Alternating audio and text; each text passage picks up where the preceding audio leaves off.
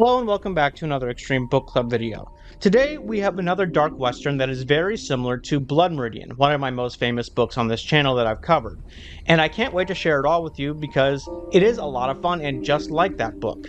However, unlike Blood Meridian, this book is mostly for the story, so the analysis isn't going to be very long this time. However, there are still a few themes and messages we can extrapolate from it. However, it is not quite as dark, but it still has some really gritty themes and gritty conflict that I cannot wait to share with you. I, of course, am talking about S. Craig Zahler's A Congregation of Jackals, a short western that is very dark, but also very fun to listen to.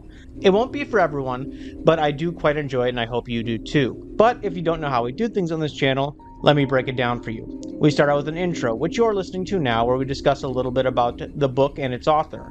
Then we get into the summary, where we do just that, summarize the book. And then finally, we get into the analysis, where we analyze the themes and messages of the work, which, like I said earlier, this one's going to be a little bit shorter in that regard. And also, before we get going, the next Extreme Book Club video is going to be the sequel to the Black Farm book we covered a couple months ago, because I know a lot of people liked that and wanted to hear the sequel to it. So of course, next week we're going to be doing that. So if you can't wait for that, make sure you like and subscribe on my channel so you don't miss it. But before we get into it, thank you so much for watching. You all mean the world to me and I cannot imagine my life without you all. But seriously, thank you. But without getting too much further into it, let us talk about S. Craig Zahler's A Congregation of Jackals. 1888.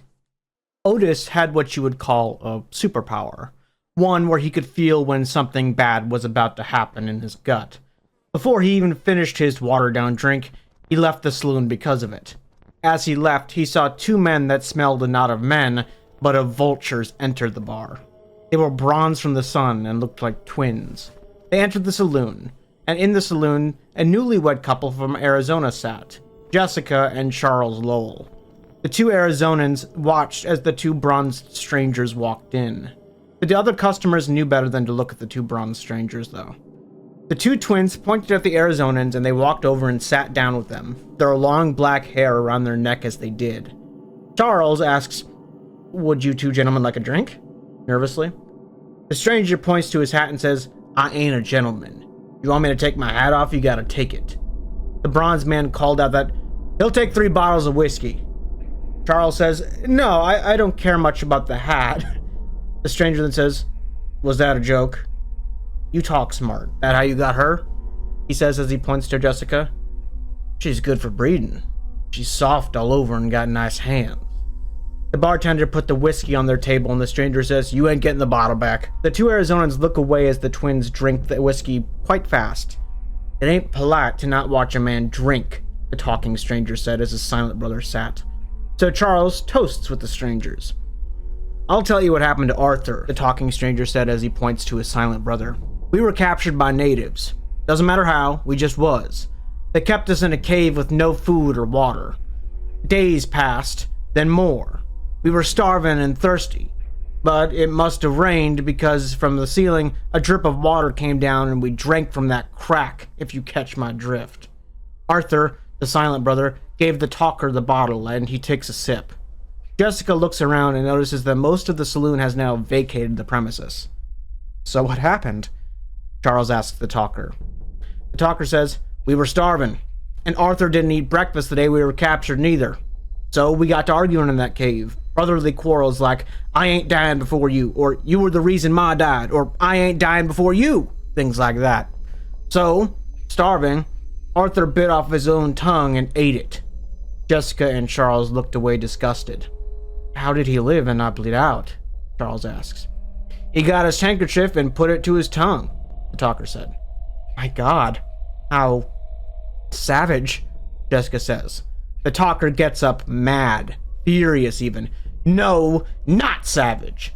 We was captured by savages. If your man were in that situation, he would have done the same. All men got that in him." Charles gets up and says, "Oh, we're sorry for offending." The talker takes his hat off and shows a pink scar from the top of his head all the way down to his neck. "This is what savages do. We ain't savages." Jessica apologizes profusely. The talker looked at Arthur, his silent brother, and asks, "You forgive her?"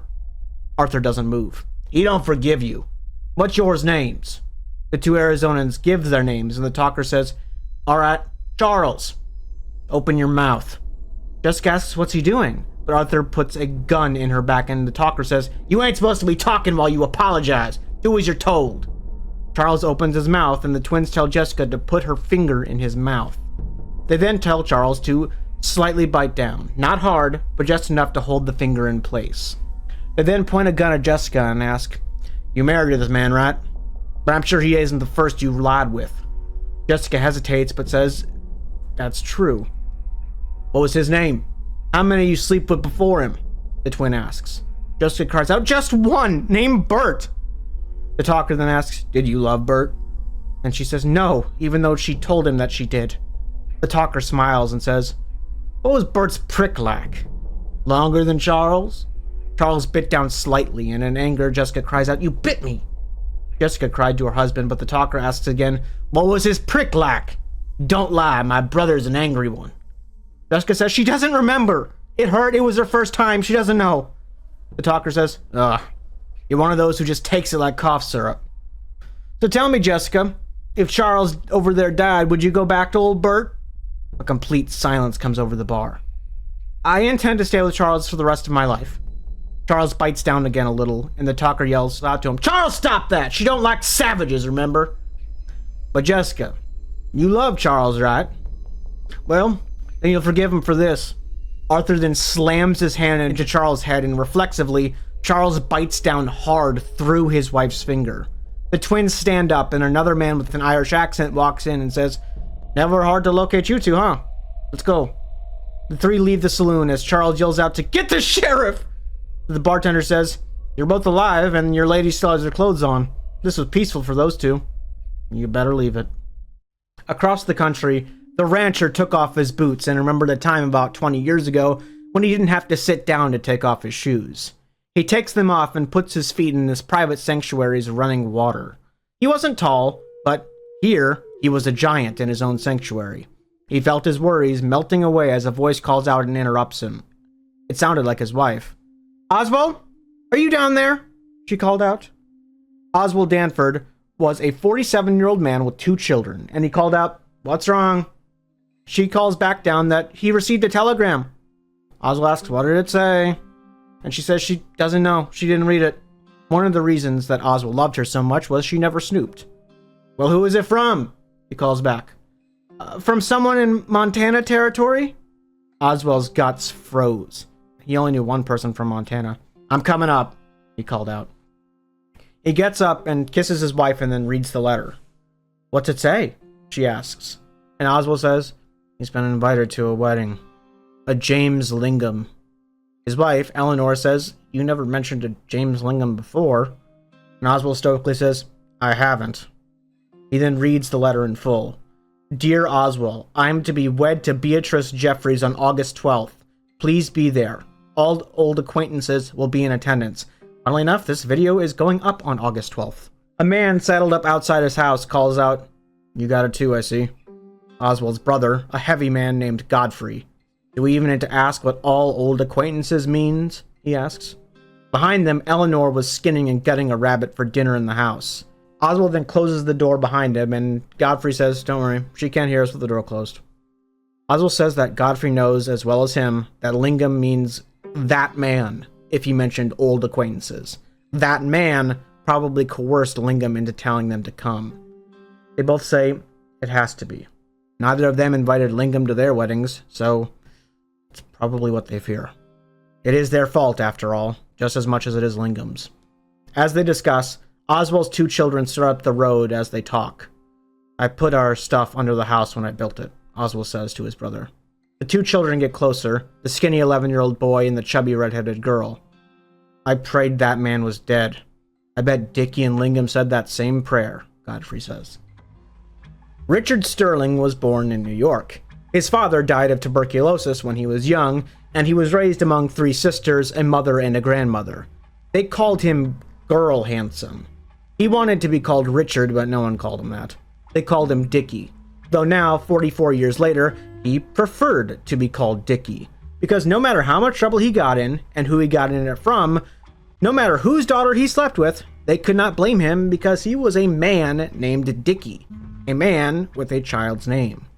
Today, he sat in his second favorite place in the world, a casino. Though not many would say between the legs of a woman is a place, so maybe the casino was his favorite place. Then he saw his mark. A woman who looked like she was dragged here by a family member and then left alone while they went somewhere else. She looked slightly unintelligent and alone. "You mind if I sit here?" he says as he sits next to her on the roulette table. "You may," she replies. He wanted to figure out where she was from, but he needed her to speak a bit more before he could figure out her dialect. He was very good at that. "Final bets," the croupier says. "I'll set this one out, Alabama," Dickie says. The ball rolled around the table and landed on red 20. "Red 20, the croupier says.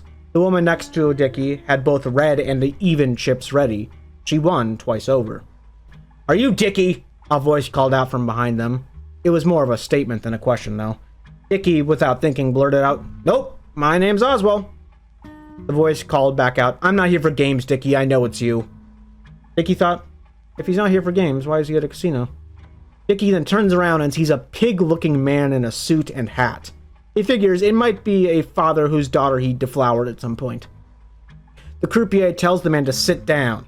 He can't bother his players. The man does so and unfolds a piece of paper. He then speaks to the woman that was next to Dickie. "Are you with this man?" he asks, pointing to Dickie. The woman says, "No." And he says, "Good, I want you to see this." The pig man takes out the paper and gives it to Dickie. On it was a drawing of his own face. Dickie just stands up and walks out of the casino. He walks into the rainy New York air and hides behind the door of the casino. When the pig man father ran out, Dickie surprises him, punches him in the jaw, and the man collapses into the rain as his hat falls off. "Don't pursue this," Dickie says. The pig man calls out, "She's pregnant! You took advantage and now she's pregnant with your child!" Dickie says, "What's your daughter's name?" The man calls back, "Candace!" Dickie remembers a Candace. She was leagues away from a virgin when he first met her. Besides, he would never give any woman his seed. He made sure not to, even if they begged.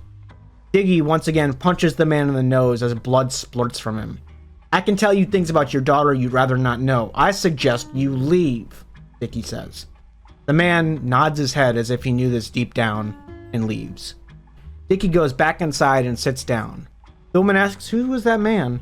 And Dickie lies and just says, "He was my uncle's retainer. I've inherited a mansion in Connecticut." Soon after, Dickie returned to his hotel, in which he rented a room and tasted her tongue and fell asleep, ready for a date with her next Thursday. The following morning, an ugly man calls out that Dickie has a telegram in the lobby. Dickie wonders who from, because he's not in correspondence with any of his family anymore. "It was from a man named Lingham," the telegram man said. Dickie's blood ran cold as he read the letter. He knew exactly what old acquaintances it spoke of meant. He isolated himself for the rest of the day and thought that his father died when he was 44, and Dickie thinks he's 44 now too. Oswald says goodnight to his children and makes sure to memorize their faces as much as possible. The plan was to go meet Dickie and head for Montana. He walked outside his children's room and saw his wife Eleanor, who was quilting. Oswald goes up to her and says, "Eleanor, I'm leaving for a month." She solemnly says, "Okay." Oswald feels horrible. In the over 15 years they'd been married, he'd never been away from her for more than a week or two. He was also sad at how well she was taking her life being thrown amok all of a sudden. "My friend Harper will come by and help out. I know you can take care of yourself, Eleanor, but when dealing with cowboys, having a man they think is in charge will help. I know you're smarter than that man, but they're backwards like that." He wanted to tell his wife why he was going, but he finds he cannot. He knows that Eleanor would forgive him if he told her of his past, but he thinks that there is no way that she would still love him if she knew it. So, he doesn't say why. "There's just one thing I want to know, Oswald. Is this about another woman?" Oswald says no. He promises. She is the only one he loves. There is no other woman. It is for something else. She says, "Okay."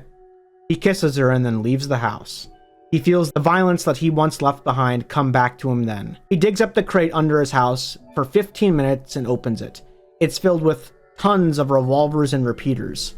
He didn't want to take it back in the house, but he had to for the night before he went to bed. He put the trunk back in the house and also put his boots on top of it for morning, their toes facing west. Iris O'Connor was a waitress in that place that she had worked for a quarter of her 24 years on this earth. She would lie around in this restaurant to hope to find a partner. I usually do that at a Starbucks. But when the train from New York came in and the handsome stranger with the brown suit walked in, he was different from anyone else she had ever met. She was going to ask for his name and order flirtatiously, and as she does, he says, "Oh, his name's Dickie." She laughs and says, "That's a child's name." He smiles and says, "Oh, he's actually only 11, he just looks 50. She takes his order and he says he's going to be meeting 2 associates here in a few minutes, so she should come back and take their orders in a minute too. She goes back and tells the cooks Dickie's order, and when she comes back out of the restaurant, she sees 2 other men sit down with Dickie at this diner. A fat one and a more athletic one. Dickie got up and motioned to the fat one and says, "You got fat." And the fat one says, "And you go to hell." Dickie greets these 2 and calls the athletic one Oswell and the fat one Godfrey. The brothers also sit down the trunk they held, and Dickie asks, did either of them get married? And they both say they did, but Godfrey says his wife left him though. Dickie says, "Don't take this personally, but I was hoping to never sit across from the Danford brothers again in my life." But Godfrey, did your wife leave you because you got fat, or is that because of the fact? Oswald tells Dickie to not talk to his brother like that. He's beat his ass before and he'll do it again. Iris comes out and asks for their order, and they all get scrambled eggs and coffee. The trio get up after they eat, and the plump one vomits outside the restaurant and cleans it up with a handkerchief. They all get on the train, and as it starts, they start playing cards. "So, you think Lingham's working an angle on us, maybe?" Dickie asks. Oswald tells him to shut up and play the game. He doesn't want to think about this yet. Dickie says he can play cards and talk at the same time. Oswald once again tells him to shut up. Dickie looks at Godfrey and says his kids must love him. Godfrey tells him that Oswald isn't like this at home. He's just grumpy right now. He's got a lot to lose. More than either of them, at least. Dickie says, "Fine. Oswald doesn't have to talk about it. But cards are boring when money and women aren't involved." Godfrey, trying to appease Dickie, says, "My wife left me because I talk in my sleep. But it wasn't so much the talking, it was what I said when I slept." Dickie then asks, "Well, what did you say when you slept?" And Godfrey says, "I don't know. Just one morning I woke up and my wife looked at me differently. She then refused to sleep in the same bed after because she was so repulsed of me. And we got divorced a month later. That was 10 years ago." Dickie asks, "What was your wife's name?" And Godfrey says he ain't telling him that especially. Dickie says he's not going to go after her or anything. And Godfrey says, "I doubt that. You'd burn a church to keep yourself warm if it came to it." That night, Oswald sat up in his bed, unable to sleep. He hasn't said 12 words since he got on this train. He tossed and turned and thought about how this is the first time in years he's slept with a gun under his pillow. He tossed and turned some more, but then just figures he'll get up. He figures maybe he'll try to get up and write a letter to Eleanor on the train. He gets up and heads to the dining car in the middle of the night, and he says to the workers there that he's just going to sit down and write if that's okay. A black woman who is sitting at the table says, "That's fine, but don't mess up her work none." Oswald takes out a beautiful golden engraved pen that he got from Eleanor for his wedding anniversary. A young black worker asks, "Is that a knife?" Oswald says, "No, it's a pen." Then he takes out 10 sheets of paper and begins writing Eleanor about his past. He wrote Eleanor's name on the paper and thought he wanted to write "Dear Eleanor," but no sentimentality was needed in this letter. He writes the following. "Eleanor, I wanted to write you this letter so you know of my story if I am to die in Montana. And if I do, this letter will be delivered to you. If you want to know the man you married's past. If you don't want to know, throw this letter in the fire. I will also be abbreviating the names of my friends to keep the anonymity of them. However, let me start with Godfrey and me as kids." He reads what he wrote, and he feels like his life is dangling off the edge of a cliff as he writes it. So he continues. "When me and Godfrey were 13 and 15, Mom died and the house was taken. When the bank took our house, the manager said something mean about our mother, and Godfrey punched him so hard that it was considered attempted murder. They threw us both in jail, and the manager Godfrey punched survived, but he slurred his speech after and couldn't walk straight. When we got out of jail a few years later, I tried to be a cowboy for a bit, and I told you about that bit before. But cowboys had a lot of downtime, and they would gamble and talk about their whores all the time, and I didn't like that. But on the last ride of the company I was with, I met Jay. Jay was a huge man, 6'6", a titan of muscle. His father raised him since he was a kid as a pugilist. When Jay was 19, he held his first fight in the ring, and he accidentally killed his opponent in one punch. He was real quiet after that. That's when Jay became a cowboy too. Me and Jay hit it off and broke off from the company after that. We traveled through the desert, starving and alone, and I suggested we robbed a bank. Jay thought it was better than starving at least, so that's just what we did in this small town in Alabama. We covered our faces with scarves, and I got in the vault while Jay kept everyone in check. We had another guy who helped out as well. Oswald thinks that he doesn't even want to put Godfrey's first initial, so he never mentions his name in these letters and just refers to him as the other guy whenever he mentions him. He continues, "We got away from that bank with more money than I'd ever seen in my life, and it might sound weird to you, but for the first time in my life, I was proud of something I'd done." As he writes these words, the black woman says, "That's bleeding through the paper, mister, I told you!" Oswald looks down and sees that she is in fact right. "I'm sorry," Oswald says. The woman says that her boss, Mr. Randolph, is going to blame her for that. Oswald apologizes again and says he'll pay for it. Her two kids, who were also there, argue over how much the tablecloth costs, but the woman says ignore them. She'll find her boss tomorrow, and there's a good chance that her boss won't care, and they'll make napkins out of the tablecloth instead. Oswald thanks her and asks her name, and she says, Addie. Addie says that she can tell Oswald's a good man, and she doesn't want to trouble him. Oswald thinks if only she could read the letter that he was writing, she would not think so again. But he already ran out of paper. He'll continue this letter tomorrow. Beatrice Jeffries walked towards the house of her fiancé, Jim Lingham. She was surprised when he asked her to dance for the first time at a church social. She denied him at first, but he said, "Come on, I got good feet." And the rest was history. She walked into the house and saw her giant of a man. He was brushing his coy dogs, which sometimes she felt like he loved his dogs more than he loved her. He had 3 of those dogs, named Jesus, Mary, and Joseph, which sometimes she felt weird about, but she got used to it. Even when Jim would yell out, "Jesus, get away from Mary's butt! She don't want you in there!" Beatrice sat down and asks how the dogs are doing today, and Lingham says, "Well, I got into the mud, so we had to clean them a bunch." She walked through the house that her fiancé built 2 years ago for her, and saw daguerreotypes of the 3 coy dogs and one of her and Lingham that was much smaller. She went to the kitchen, and Lingham left the house to look for Mary. That coy dog wasn't in the house. After a while, he came back in, and she tells him to wipe his boots off, after which they eat their meal and they start making out on the couch. Lingham pulls her off him, though, and says, "Only 1 more week till they get married. They have to wait."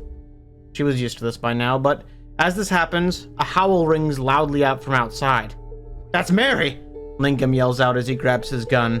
He yells for Beatrice to latch the door after he's gone.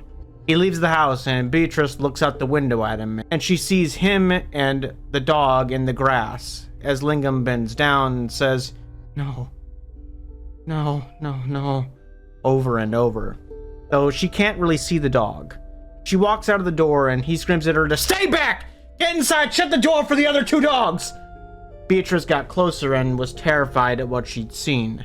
The poor dog, Mary, lying on the ground, but missing her 2 back legs and 1 of her front legs, pawing at the ground with her only remaining leg. Even worse, it didn't look like an animal had bitten them off. It was like they were cleanly cut, surgically removed even. Lingham cried and told her again to get back inside. Beatrice cried and walked back, and then she heard, "I'm sorry, girl," and a gunshot from behind her. A few hours later, Lingham escorted Beatrice home, and they discussed what they saw. "You think it might have been natives?" she asks. Lingham says he doesn't know. But Beatrice needs to go inside and keep her father's door open while she sleeps. Her father is the sheriff, and he needs to keep her safe tonight. Beatrice asks, "What are you going to do, Jim?" And he simply states, "I'm going to look around." The next morning, T.W. Jeffries, Beatrice's father and sheriff, woke up to the smell of his daughter cooking him eggs. He was a widower of 29 years and was worried about his daughter getting married so soon. He's going to have to learn to cook for himself. He sat down and asks why was his door open this morning. But as he eats his eggs, a knock at the door and the sight of a familiar tattooed face of the deputy in town shows up. Deputy Goodstead. "Deputy? Something wrong?" T.W. asks. "Yes, sir," he says. "Is it more important than my eggs?" The deputy once again says he's afraid so. T.W. gets up and heads to the saloon with the deputy, a man of 29 with a simple face, though he wasn't dumb. "What'd this guy do?" T.W. asks. The deputy says that Rita, the bartender, says that this man drew some pictures, frightened some folks. T.W. stops her loading his 6-shooter. "He's an illustrator? How is that more important than my eggs?" The deputy just says that Rita says he's real uneasy-like, makes people uncomfortable. They then get to the bar, one called The Gavel, owned by a Judge Higgins. Out front, they saw something truly horrifying. "What is that?" the deputy asks. They see a horse tied up out front that hardly even resembled a horse anymore. It was extremely malnourished. Its skeleton could be seen through its skin, its brown teeth gnashing at nothing, its ears down and scared. The deputy walks up to it and he tries to bite him, and TW screams at him, "Don't go near a mistreated horse!" The deputy backed up. "Let's go see the illustrator inside," TW says as they walk in. Inside, he sees his usual customers, but there's also a very short man sitting alone drawing on paper with a pen. As they get close, they realize this man is wearing perfume. "Short men like that are usually angry," the deputy says, and TW says, "From the look of his horse, you're probably right." They get close, and in a French accent, the short man says, "You have a question?" TW asks, "Is that your horse outside?" And the man says, "Oui."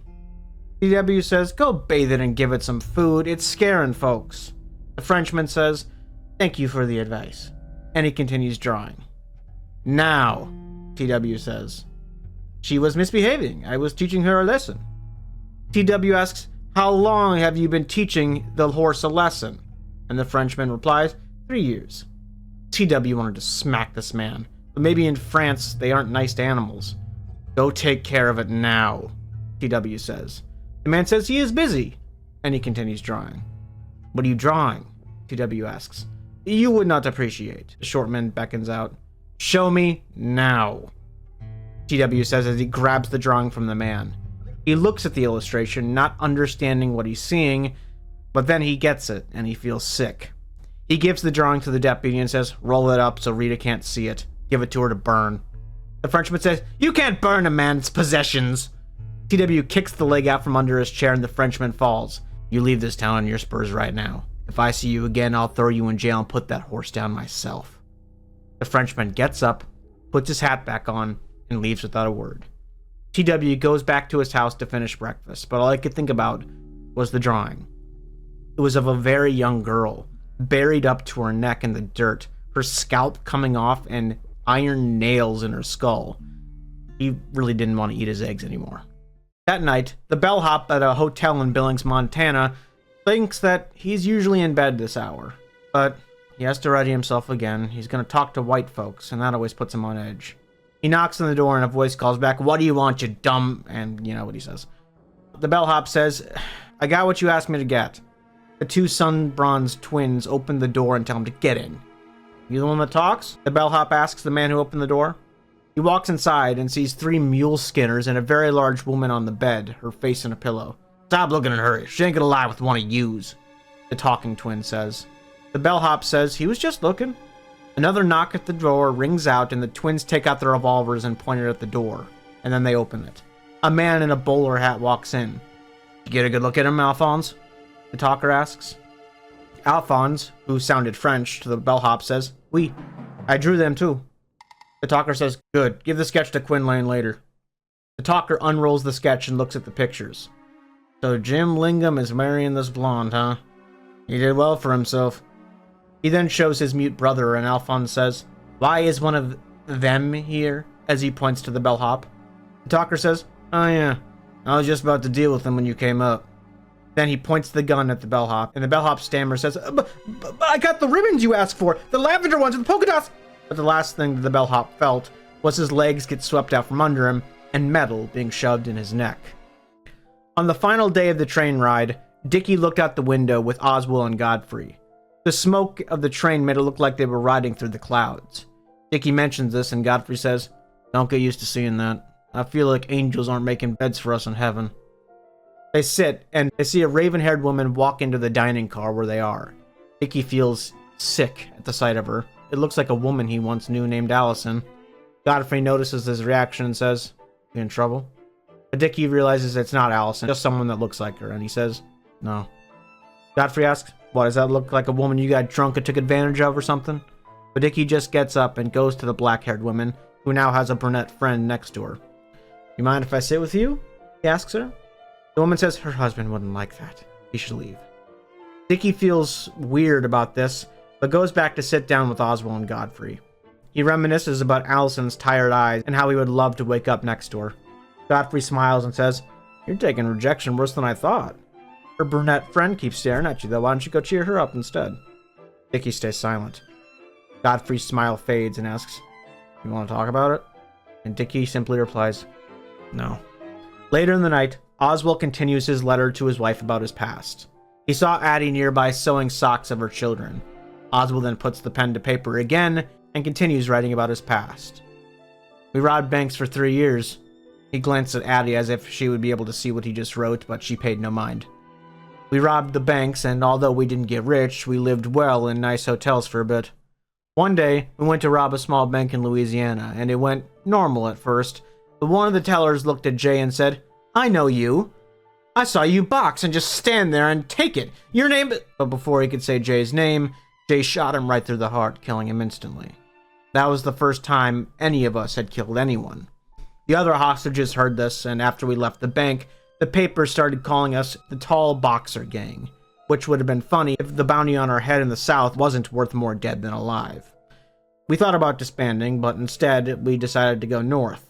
We first went to Ohio, and a bank teller pulled a gun on me during a robbery, and I shot him. That was the first time I'd killed anybody. I didn't feel bad. I was more angry that he wanted to kill me over some rich man's money. After Ohio, we went to Kentucky, then to New York. In New York, we went to a bar one night, and there was where we met Dee. Dee sat next to us and ordered us a fancy bourbon. He told us that he recognized the Tall Boxer Gang immediately. He didn't want to turn us in, though. He wanted to join the gang himself. We let him in because he needed a gang to hit a bank in Louisville. We did the job, but it went wrong pretty fast. A lot of people died. And when we went in the vault, there was more money than we'd ever seen, though. The guy who was with us, that I won't name, got shot in that bank, and then after we got all that money and headed to Arizona territory. Hey, that's where I live. We went to a town called Nuevo Pueblo. There, the one of us I won't name became a gentler man and found a wife. Jay also started carpentry, but me and him started to get on each other's nerves. However, right before we were about to disband for good, we all got a note at a bar that said that the person who wrote it had a business opportunity. That was when I was 26.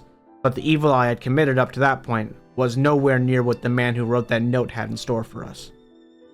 Oswald finished writing yet again and realized he once again is going to need more paper.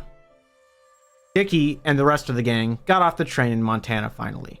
As they got close to the exit of the train station, they see a coach driven by 2 natives. The 3 ex-outlaws line up on the door and yell to a man they see outside, "Hey, is anyone waiting for us out there?" The man, who is eating a sandwich, stares confused and says, "No."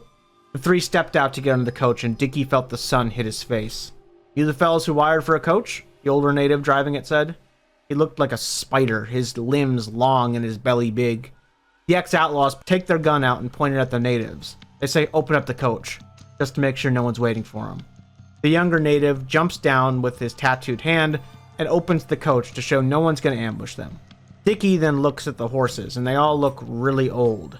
Dickie mentions this to the native, but the native says if Dickie's trying to make him pick his price down, it ain't going to work. The horses are plenty young enough to still walk. Godfrey asks what are the chances of them coming up upon other natives here, and then the Spider-Man says 50-50, but the other natives are mostly peaceful. The 3 outlaws agree to the terms, and they ask, are they going to get to where they need to get to tonight? A place called Trail Spur. And the older native snickers and says, "Not a chance. They're going to meet up with the caravan later, and it'll be safer to travel with them at least. They'll all get in and get ready to go." The 3 men get in, and the younger native above them on the coach, named Chowapon, says to get ready. They're about to head out. Dickie asks Godfrey and Oswald if they think Quinlan will try to attack them before they get there, but Oswald says, no. They'll have a showdown at the wedding. That's the plan. They should be safe before that. In front of them, 2 other stagecoaches filled with Asian men go ahead of them, and their carriage takes the back. And just like that, they're off. As the carriage goes through the mountain plains, Oswald finishes his letter to his wife about his past. He writes, "After we got that anonymous note, we all rendezvoused and went up to Black Cleft, which was a small gulch. We all showed up and saw a tent, but there was a weird, uncomfortable air around it. When we got close, we noticed that the tent was fully made of scalps. When we saw it, we pulled out our guns, but an Irish voice called out, 'If you shoot, the boulders I have positioned on the edge of the gulch above us will fall and kill us all.' So, we look up, and sure enough, there were boulders positioned extremely precariously above us. And that's how Quinlan is. Always has been, and he always will be. One step ahead of everybody else. He led us in the tent, and that's when we saw him for the first time. He was very skinny, long red hair, and 2 different colored eyes, blue and green. He told us that he needed a small group to break his own men out of jail. 3 men. There are only 2 guards at this jail, though, and he said he didn't care if we killed them or not. We asked why we should help Quinlan, and he said that he has an extremely lucrative scheme that will get everybody rich, but he needs all of his men out of jail first. We didn't know why, but it just seemed like Quinlan was telling the truth. But the air was still very uncomfortable. As Oswald writes this, Stagecoach stops for a bit, and he gets out and stretches his back. He then sits down on a rock and continues writing.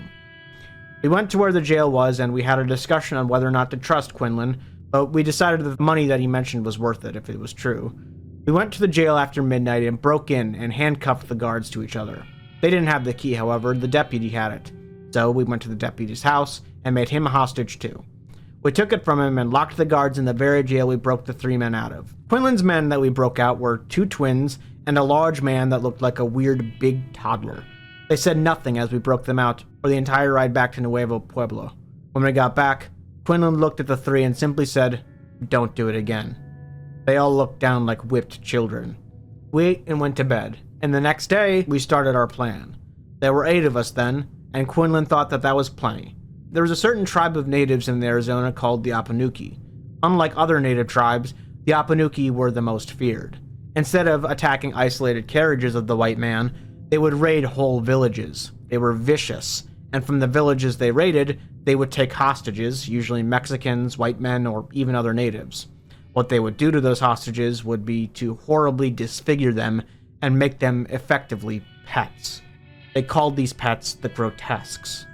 We asked why we would want to do anything with these natives, and Quinlan explained that the toddler man could speak Apanuki. Apparently, he learned it from a time when he tortured one of them years ago. He figured it out from the native's jaw, and then he smashed that very same jaw with that hammer. At that point, the tall boxer gang knew that we made a mistake ganging up with these men, but if we backed out now, we would have been shot.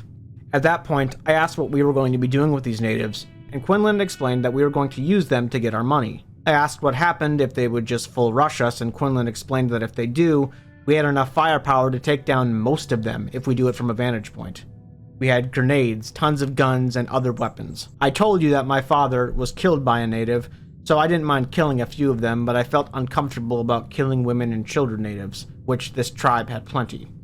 We rode to where they were, and after a night of waiting, we went on the edges of the gorge of their tribe. There were 24 fires in their camp, and Quinlan said that when he scouted this place earlier, there was 230 Apanuki total. We shot into the camp and threw grenades, and the twins killed 15 on their own with grenades. The Apanuki yelled out, "Dinner has arrived," according to the toddler at that point. The Apanuki were cannibals as well. We had the toddler yell out that we wanted to speak to the chief, but even more of them rushed us. The tall boxer gang then shot into the crowd and killed all of the warriors that rushed. After that, the chief came out, and he was about 50, but he looked strong and full of fire still. He held a leash, and a Mexican boy was tied to it. The boy was disfigured, bow-legged and on all fours, and only had the top part of his jaw. His tongue was hanging out like a dog, and the rest of his head was swollen. This was one of their grotesques. Quinlan had the toddler tell the chief to bow to Quinlan as the new chief, which of course, he didn't. More warriors rushed us, and me, Jay, and D, and the other one of us, shot all of them down. Quinlan made the toddler call out that if the chief doesn't bow, that we would kill all of them and sodomize their women. Finally, the chief bowed and said something, and the toddler translated, and apparently what he said was, "What do you want of the Apanuki?" Quinlan had the toddler say that they were now under Quinlan's rule. He is the new chief. The chief denied, but then the twins threw down a sack of actual cow shit. We forced the chief to eat all of it, which was several pounds, which he did, but he did not vomit, which made it worse. And that is how we had 200 Apanuki under our heel.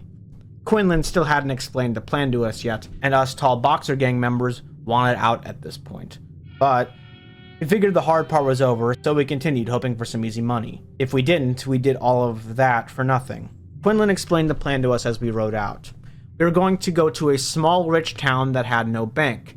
No one would ever hit it because the money was tied up in a bunch of individuals' wallets and not a bank. Everyone there was stockbrokers and the such, so they didn't even have to use the bank. The plan was to have the natives pretend to get ready for an attack the night before and do war dances and such so the town could see it.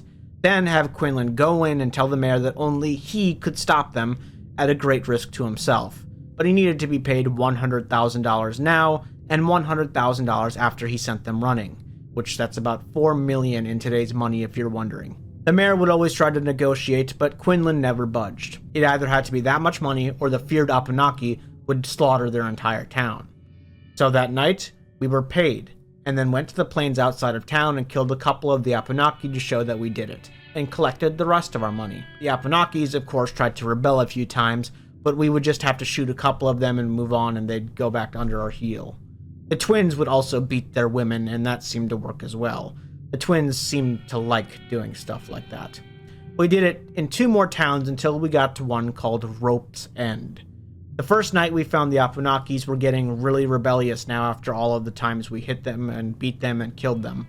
We discovered in the tribe that the chief had ended his own life in a way we couldn't quite figure out. His eyes were torn out and his face was twisted in a smile as he lied dead. That night, we had the Abenaki do the war dance again, but this time there was something different. It had a different air to it. It felt wicked and dark. The Abenaki started clawing their own faces with their nails and leaving hanging skin. They beat the drums harder and harder, and we could swear a dark voice called something out, but no one could tell where it came from. The tribe then rebelled fully and rushed the town without a word, bloody faces holding tomahawks and ready to kill. I told the Pugsr gang that we had to stop them, but Quinlan said to just let them slaughter the town, it didn't matter. That's when I had enough. I pointed the gun at Quinlan and told him to help us, but he refused. So, we stole Quinlan's grenades and guns and tied up Quinlan, the toddler, and the twins so they wouldn't shoot us back. We then rode into town ourselves and saw the horrors that ensued. The first thing I saw when I rode into town was a warrior scalping a 14-year-old girl. I shot him dead, but the girl was still alive, her scalp hanging like a tent flap. I vomited, and D took an arrow. He fell off his horse and his eyes begged me to kill him, but I did not. I went into a house and saw 3 Abenakis biting a woman's leg, and it was bloody and I could see the bone. I killed all 3 of the Abenaki, but the woman bled out. I shot as many as I could, but there were far too many. After about 15 minutes of killing, I could not discern the town's screams from my own. 60 or 70 natives survived and rode back towards Quinlan. I took the gang and put D on a horse and we rode out of there for good. We disbanded not long after. I drank for years to come, and I thought I should end myself many times, but that's when I met you and had the kids. I think you were the only thing that saved me. Forgive the tear stains on this paper, it was hard to recount these things. I hoped Quinlan and the rest were killed by the Abenaki, but it seems he was not, from the telegram I got.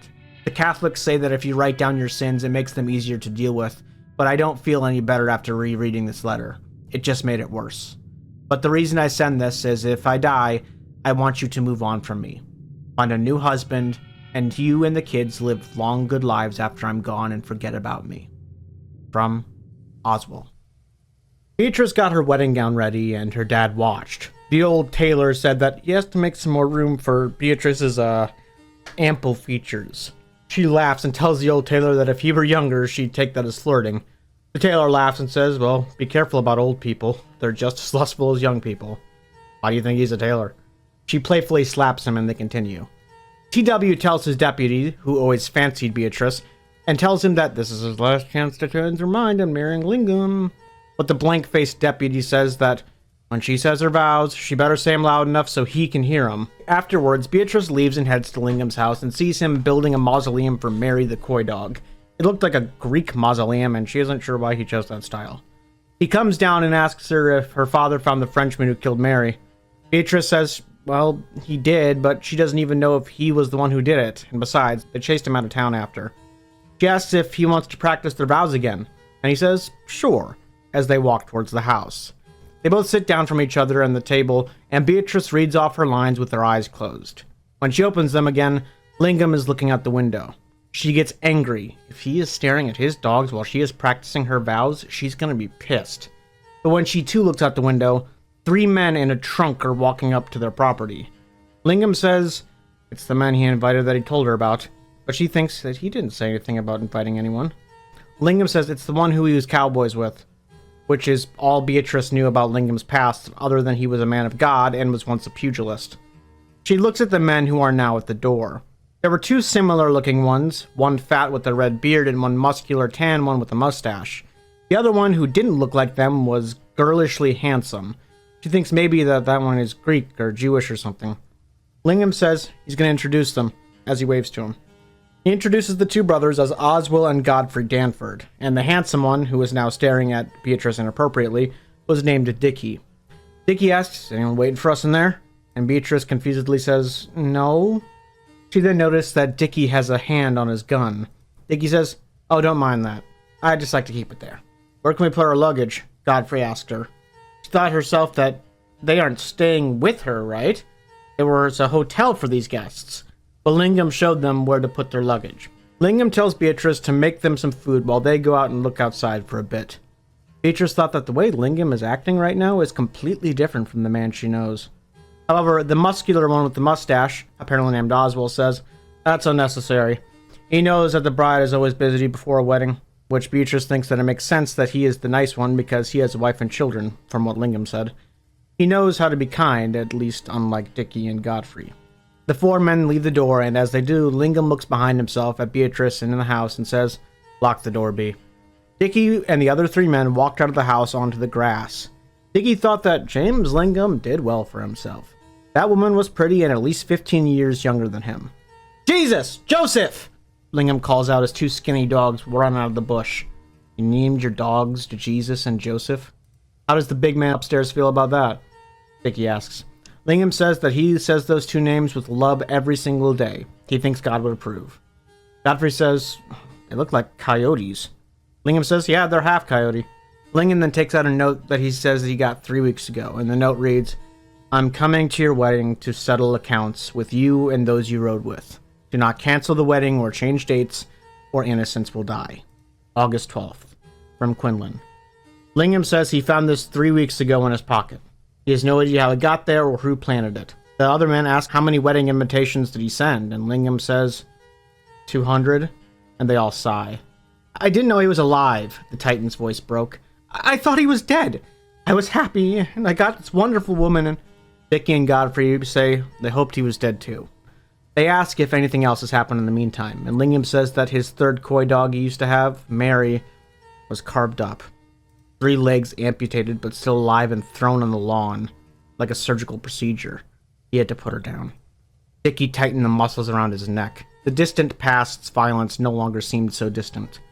Lingham says that Beatrice's dad found a Frenchman who they think did that to Mary, and her dad is a sheriff. They put their hands on their faces, and Dickie says, I thought naming the dogs that was dumb, but you're marrying a sheriff's daughter? Lingham says, he's a good man now, a Christian. He has been for a long time. And Dickie says, long time doesn't mean forever. What kind of sheriff is her dad? Is he a good one? Lingham says, yes, a very good one. But they shouldn't involve him in this. It doesn't matter if it was a long time ago. Beatrice's dad would still lock all of them up, and then Quinlan would massacre the innocents because the wedding would be off. Godfrey asks, does Lingham think that Quinlan will make a move before the wedding? And Oswald pipes up and says, it's unlikely. He wants it to be a public showdown at the ceremony. Lingham's voice cracks and he says, so we're gonna have a gunfight at my wedding. Oswald says, oh, they should scout the church and figure out all the angles to make sure that doesn't happen. But tonight, they should relax. Lingham says, alright, he has a little place down by the river he goes to relax. They all go down there, and as they do, crows call in the distance. You have crows here? Godfrey asks. And Lingham says they do, but they are always silent, unlike tonight. The next chapter, TW goes on a date with a widow named Meredith. The chapter is very long and isn't extremely important, so I will summarize it far more than normal. He goes on this date set up by his deputy, and it's with a stuck-up widow. He gets there and she's very critical and refuses to drink anything but red wine, and she's critical of the church and mentions how she loves to catch butterflies to keep them in kill jars and stare at them for days on end. She is very rude, and eventually, TW gets tired of it and tells her off. After which, she softens up and says she only acts like that because she's hurting from when her husband died. Then, TW and her talk till the bar closes. The tall boxer gang grabs the trunk from inside and started scouting the town. The way I see it's this, Oswald says as they trotted through the city. The plan is to keep Quinlan out of the church entirely. Lingham says he likes that idea. We'll have Beatrice get the names of all the guests and right in the entrance of the church. That way we don't have any unwanted guests. We'll have Dickie with a rifle outside the church watching the entrance. They all say that this is a good plan. Oswald pipes up again and says, all I know is if they get in the church, I'd lay down my life before I let a single innocent die. Godfrey agrees, and Lingham also says he will not fight back if that happens. Dickie, however, hesitates at this, and Oswald says that's why he's not in the church if he's not willing to go down with the ship like them. They all look around the church saying it's really small for all the people in town, and Lingham says yeah, they need to build another one someday. If he survives, he's going to do that for him. The stained glass windows of the church are fortified with metal, so Quinlan can't shoot through them. They then figured that the best course of action would be to bury the trunk with all the guns loaded inside of it if it came to it. They all then get to work as they bury it. And as they do, Oswald feels he's 19 years old again. He's just upset he didn't put up with those cowboys when he was young. If he did, he wouldn't have to kill anyone soon. He wouldn't have done all those awful things either, and he wouldn't have to bury this trunk or have a shootout near a church. He regrets everything. After the hole is dug, they load every single gun and get all the grenades ready and bury them all in there with the rifles and the pistols all fully loaded. Oswald takes a singular gun out and asks if Lingham would like to have a gun stashed in the church just in case. Lingham says no, he will not bring a gun into the house of God. If it gets to that and Quinlan has gotten one over on him, he'll just accept his fate. Okay, Oswald says as he gets back on his horse, unable to look at the tall man in the eye. Much later in the night, Dickie was in the hotel lobby. He couldn't sleep earlier, and he came down in search of the company of a woman, but he didn't expect to find the kind of woman he'd like here in Trailspur. In the lobby, at 4 a.m., which was late even for him, he saw an extremely old man looking out the window. Dickie wondered if that man was a ghost. That's how old he is. He was in a white suit and looked sad almost. As Dickie approaches, he sits down on a bench and the old man looks at him. What time is it? The old man asks Dickie. Dickie says, 3:55 it looks like. The old man says, Dawn is taking her sweet time this morning.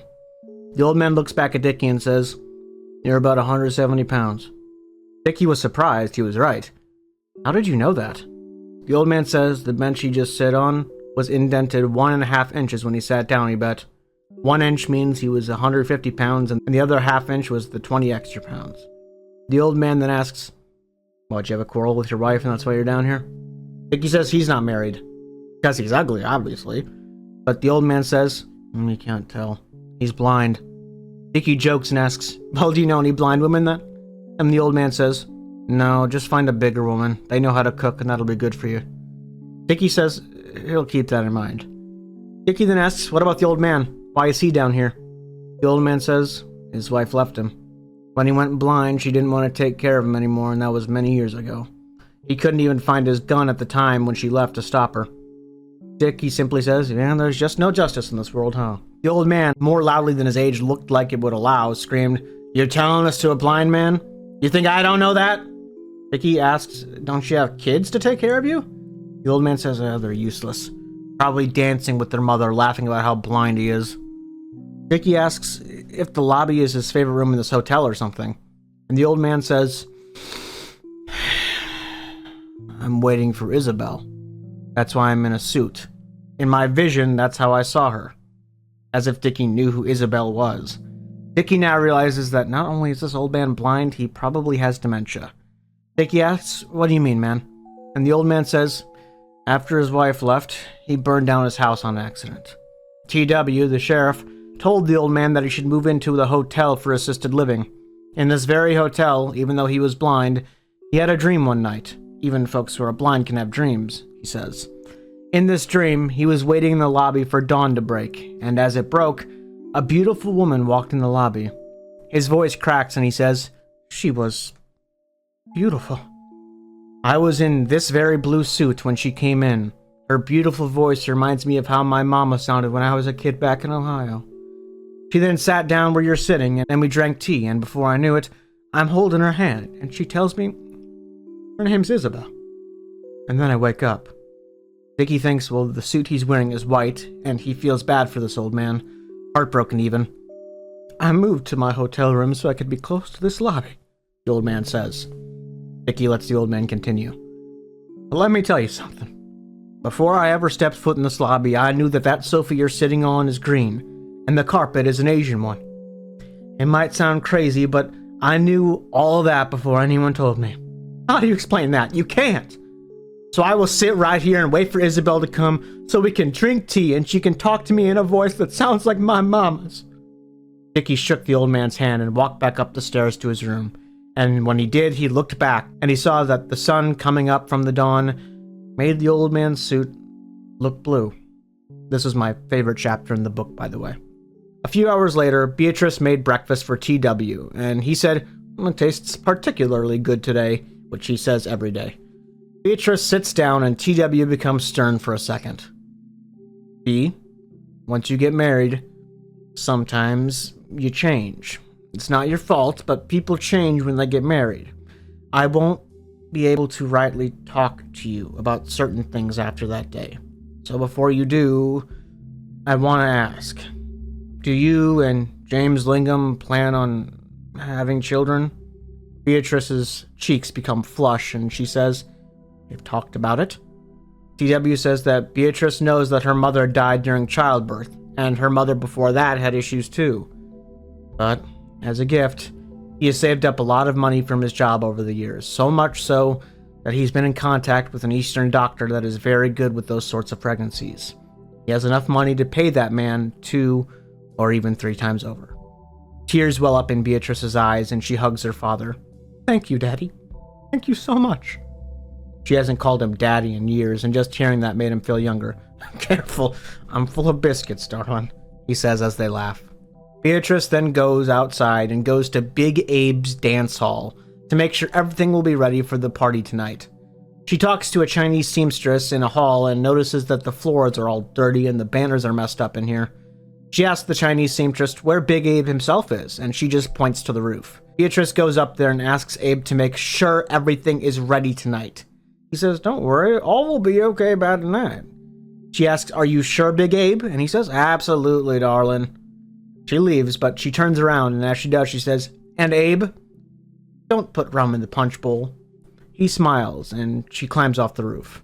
After this, Beatrice goes to the hotel to meet some of the guests for her wedding from out of town, including 2 of her mother's cousins, some country-looking fellows by the name of Smith and Smiler that were her father's friends, she thinks, as well as a few old men and women. As she walks away, the man named Smiler jokes with her and says, "You're beautiful. You came out of TW? You sure? Ask him who your real daddy is." But the other man named Smith hits him and told Smiler that's inappropriate. The tall boxer gang watched as the sun set on Lingham's porch that night.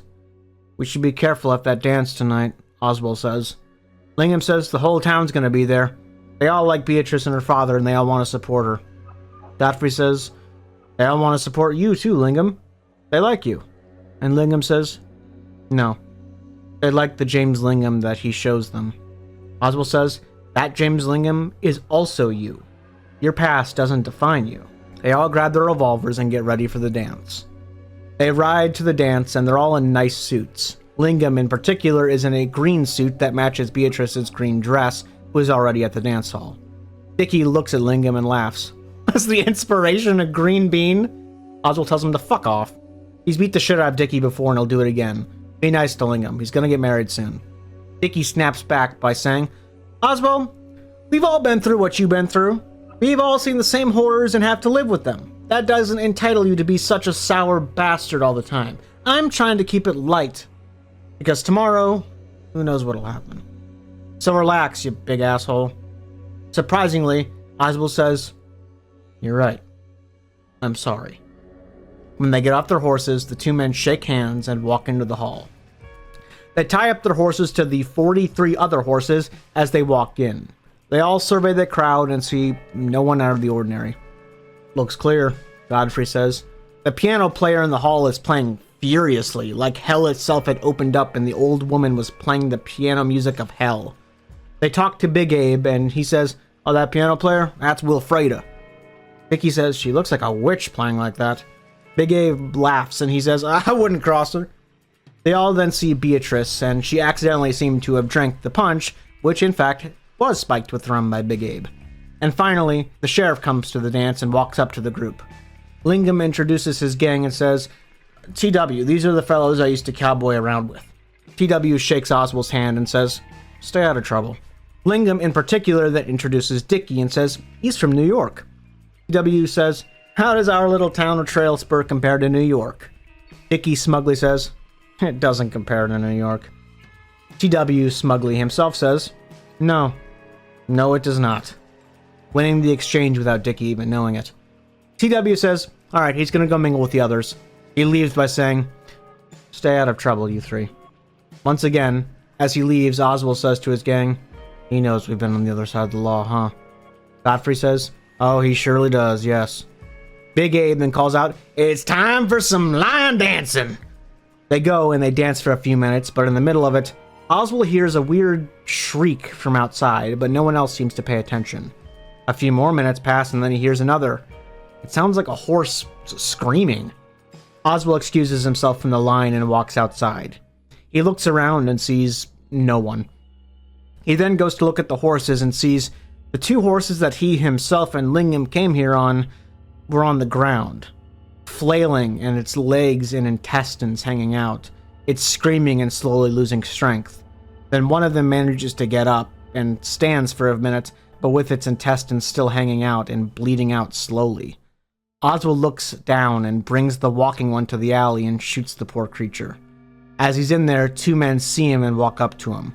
Oswald quickly draws his revolver and the two men say, "Calm down, we aren't the ones who did it." They say that they're marshals from out of town and they heard shots. Oswald eyes them, and they both look old. 60 maybe. He thinks they probably didn't do this. Oswald explains that he heard the horses making noise and he came out from the dance. He ran to put this horse out of its misery so no one saw, and he was chasing the one who he thought did it. The two marshals introduce themselves as Smiler and Smith, and they ask Oswald if they should tell TW about this. Oswald says, "No, his daughter's getting married tomorrow, don't bother him." They then drag the other poor horse that was still on the ground to a coppice nearby and put that one down too. They walked back inside and Wilfredo, the piano player, played even more furiously and mouthed words that Oswald couldn't understand. But to Oswald, it almost looked like she was yelling, "Murderer! Murderer!" to the beat of the song. TW watched Beatrice on the dance floor with James Lingham and they danced wildly. He didn't want to think about what she would be like after she was married with James Lingham. Meredith, the widow that he met the other night, came over to him and asks, "How's your hip feeling?" And he says, "It's better, but it still hurts pretty bad." She asks, "So, where did James Lingham learn to dance like that? It's wild." TW says, "Well, he used to be a boxer, apparently. They need fancy footwork." Just then, Smiler, Smith, and Oswald walk back in, and the two marshals walk up to TW and Meredith. TW introduces these two as such, and he says he calls them Smiler and Smith because they both are named Randall, and it got confusing, so he uses their last names. TW, Smiler, and Smith all used to be deputies in Arkansas a very long time ago. As they talk, TW notices some blood on Smiler's boot, and it makes him uncomfortable. Just then, TW's deputy walks in an absurdly loud red outfit. TW excuses himself, and Meredith says, "Are you going to go talk to that guy about his clothes?" And TW says, "His clothes speak loudly enough on their own." His deputy walks up to him, and TW explains to him, "Look at Lingham's friends. Dickie, Godfrey, and Oswald. They've looked nervous all night." The deputy asks if TW thinks they've been on the other side of the law, and TW says, oh, he knows they did. But his daughter is getting married tomorrow, and James Lingham at that, who was also probably on the other side of the law at some point. But he's not going to do anything about it. His main goal is keeping Trailspur safe. He won't arrest any of them if nothing happens. The final guests of the night then arrive to the dance. The mayor, his sick wife, and the mayor's son, who's named Kenneth John, who is a deputy, quote-unquote, in this town as well, though he wasn't very good at his job, and since his mother had gotten sick, he hadn't even come into work a single time, so it's more of a faux deputy title anyway. Kenneth John walks over and shakes TW's hand and says, "Congratulations." TW thanks him and asks, "How's your mom?" And he says, "Better than last month at least." They break off from each other, and TW then eyed all the guests. He thinks he needs to calm down.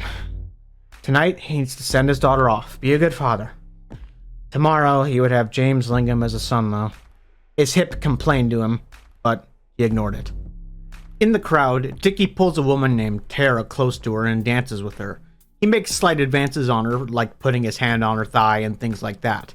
He liked to do that to women, especially shy women. They dance, and Tara says he's a good dancer, and the gambler says that James told him that the women of Trailspur are really something to behold. Tara smiles and puts his hand off of her thigh. She says she knew a man once who ran away from one of her friends that was beautiful, and he said sweet lies to her, and he was from Boston and he just ran away. He looked just like you. Dickie says, well, he's from New York, so they can do whatever they want. But Tara just says no. She'd like to have it slow. Dickie thinks that he certainly could woo her for 2 or 3 weeks. He didn't mind that. But he didn't have that kind of time left in this world, probably. And certainly not enough for this mousy girl. He walks away and goes up to Godfrey, who is feeding a woman some funnel cake named Annie. He looked at him and then just went back to Tara and apologizes. Oswald then comes in and slips Dickie a gun. Oswald says, I found our horses gutted outside. Dickie's face became stoic. On top of it, the sheriff has sicked his deputy to watch us closely. Dickie looks at Oswald and declines the gun and simply says, I'm going. I'll see you back at the hotel tonight or tomorrow. Oswald looks at him upset, and Dickie says he's not abandoning them or running away.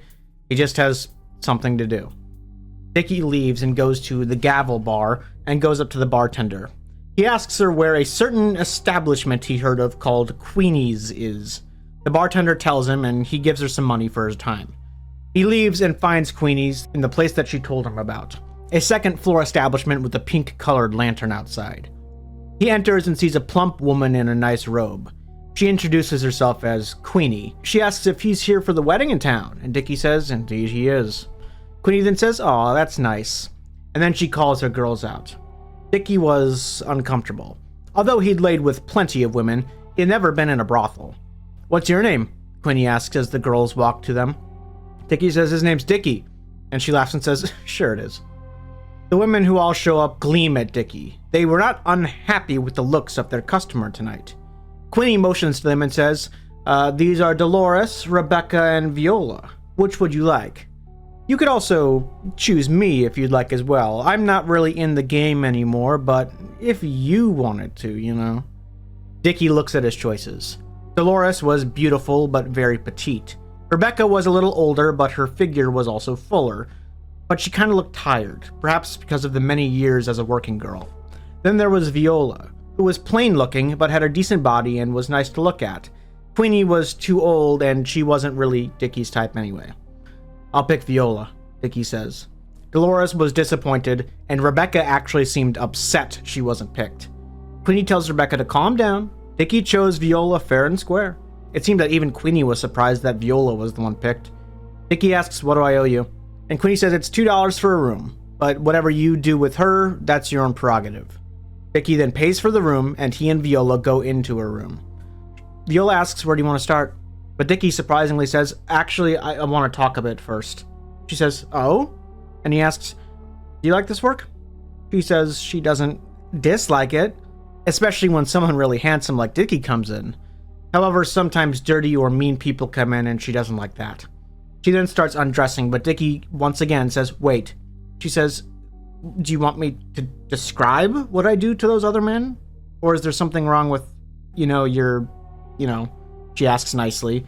And then she touches his pants and says, no, definitely nothing wrong down there. So what is it? Dickie then says, how much do you make a year?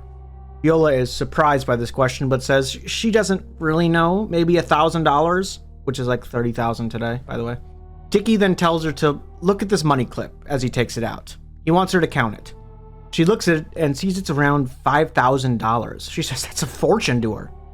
Dickie takes her face in his hand and says, Viola, you are very beautiful and a very nice seeming woman.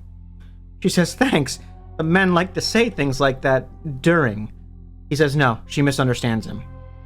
He wants her to have his child. She says, what? But he continues. My name is Richard Sterling. I live in New York, and I have been a card sharp, a gambler, and an outlaw. It's why I never married. I've slept with more partners than you probably have, but tonight, now, my life seems thin. What I'm trying to say is, I may die tomorrow. She once again asks what he means. But he says in this world he has done nothing but leave fuck-ups in his wake. Nothing good. He wants to bring something good into this world now. A life. A child. It's likely he's going to die tomorrow. And if he does, he wants her to take that $5,000 and have his child. If she wants to put him up for adoption after, that's fine. But he wants something of his that is good left in the world.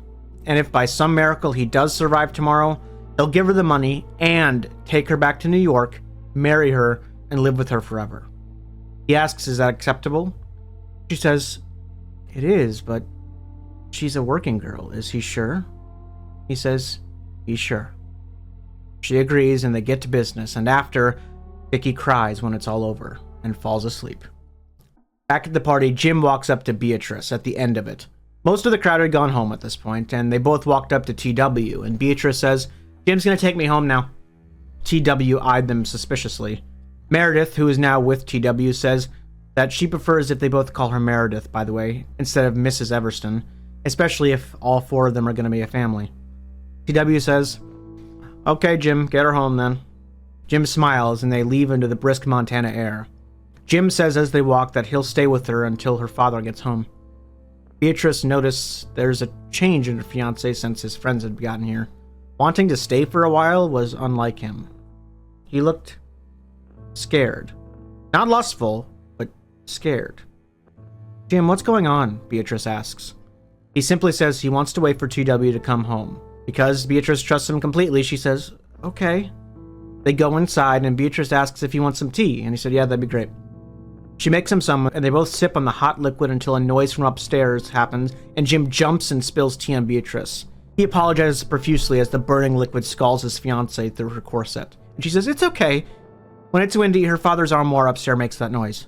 Jim says, no, he's gonna go look anyway. She says, okay, as he goes upstairs, and she takes off her corset to tend to her scald. He comes back down and says, it was nothing to worry about, she was right. And he sees her tending to her wound under the corset, and he asks, do you want help? As he holds a cold washcloth up to her breast. He says, it's his fault. He should do it.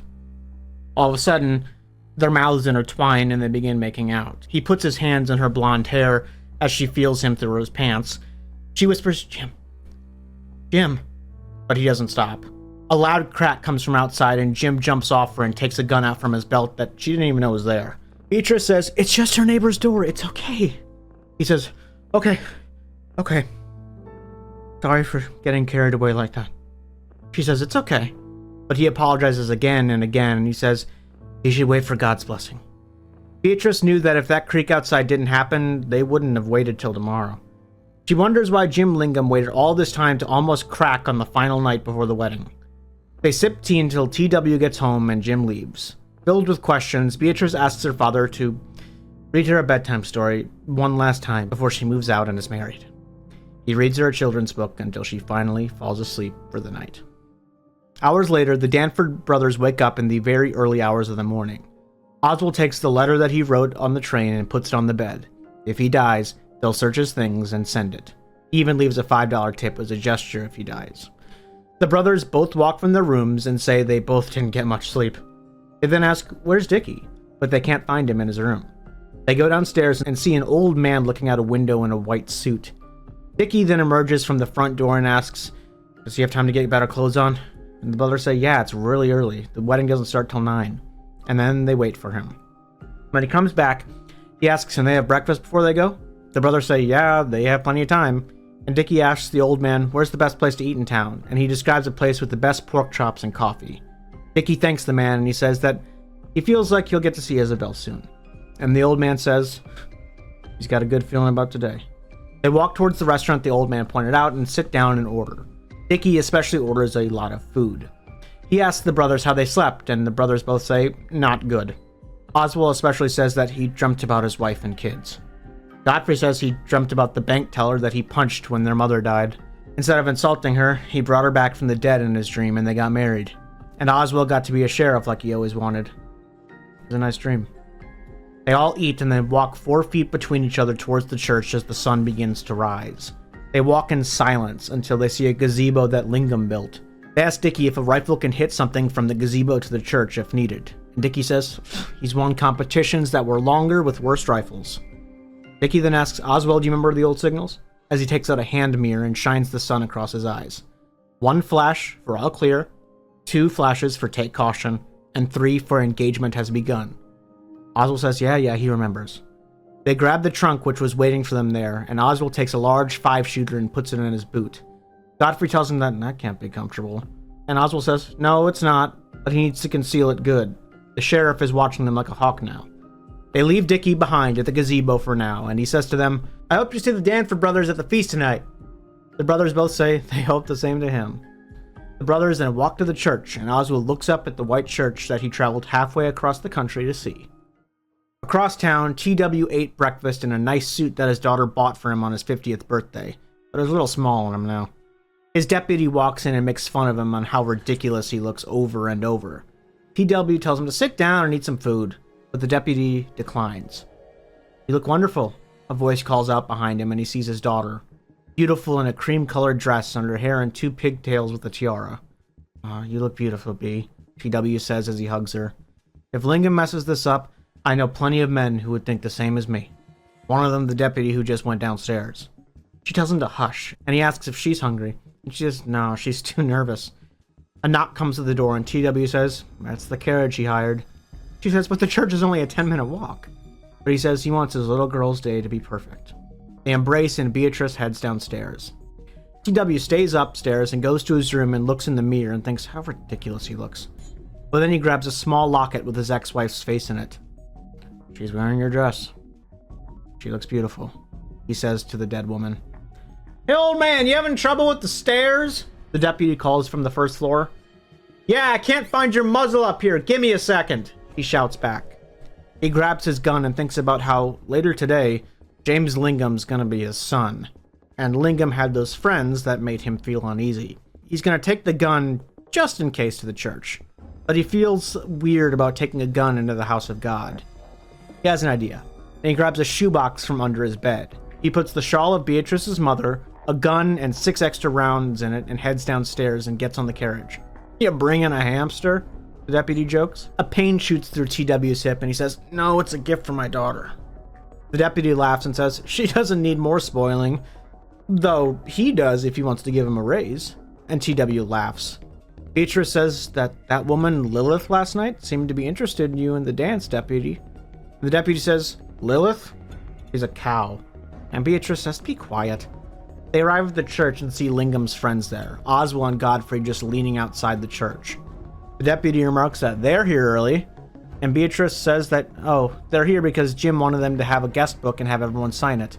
TW thinks, there has to be an ulterior motive to that, but he doesn't want to ruin the day, so he doesn't question it. They all get out of the carriage and greet each other, and TW asks, are the church doors not open yet? He doesn't want his daughter standing out here in this dress. The 2 brothers say they actually haven't tried. Beatrice looks through the window and sees a man inside. Oh, I see the minister, she says. TW and the deputy also look in the window and they see him too. That ain't Minister Box. That's a different man, TW says. Oswald asks, that's not the normal one? And they all say, no. They wave to him and Beatrice wonders if the normal minister got sick or something. They all go inside, and they see this man who has a bald head, a thick beard, and is in messed up clergy attire. He also has raven black eyebrows. The deputy pulls TW and sighs, if you see me scratch the back of my head, grab Beatrice and run. TW doesn't know what he means by that, but he just says, promise me, Tim. And TW says, whatever, fine. The minister walks up and he says, his name's Minister Orton. They wearily ask what happened to the last minister, and Orton says, he had to go care for a sick brother in a different state. He even left a letter if you want to see it. TW reads the letter, and it seems real.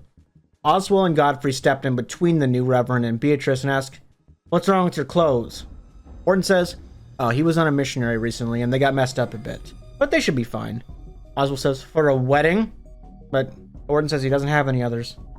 Oswald and Godfrey look annoyed, but step away. TW thinks that at least these 2 seem to be on Beatrice's side, if nothing else. TW says that he knows that the last reverend did have a sick brother, so maybe this is fine.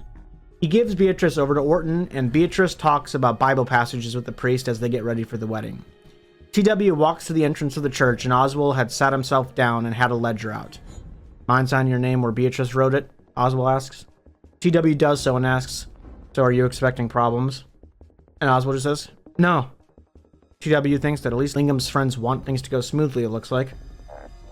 TW then asks for Oswald to write in Meredith Everston to the ledger, and Oswald asks, is that the woman you met the other night? TW blushes and says, yeah, as he remembers how him and her kissed last night. He hadn't kissed a woman since his wife died a long time ago. TW walks outside and sees the deputy playing cards with another man.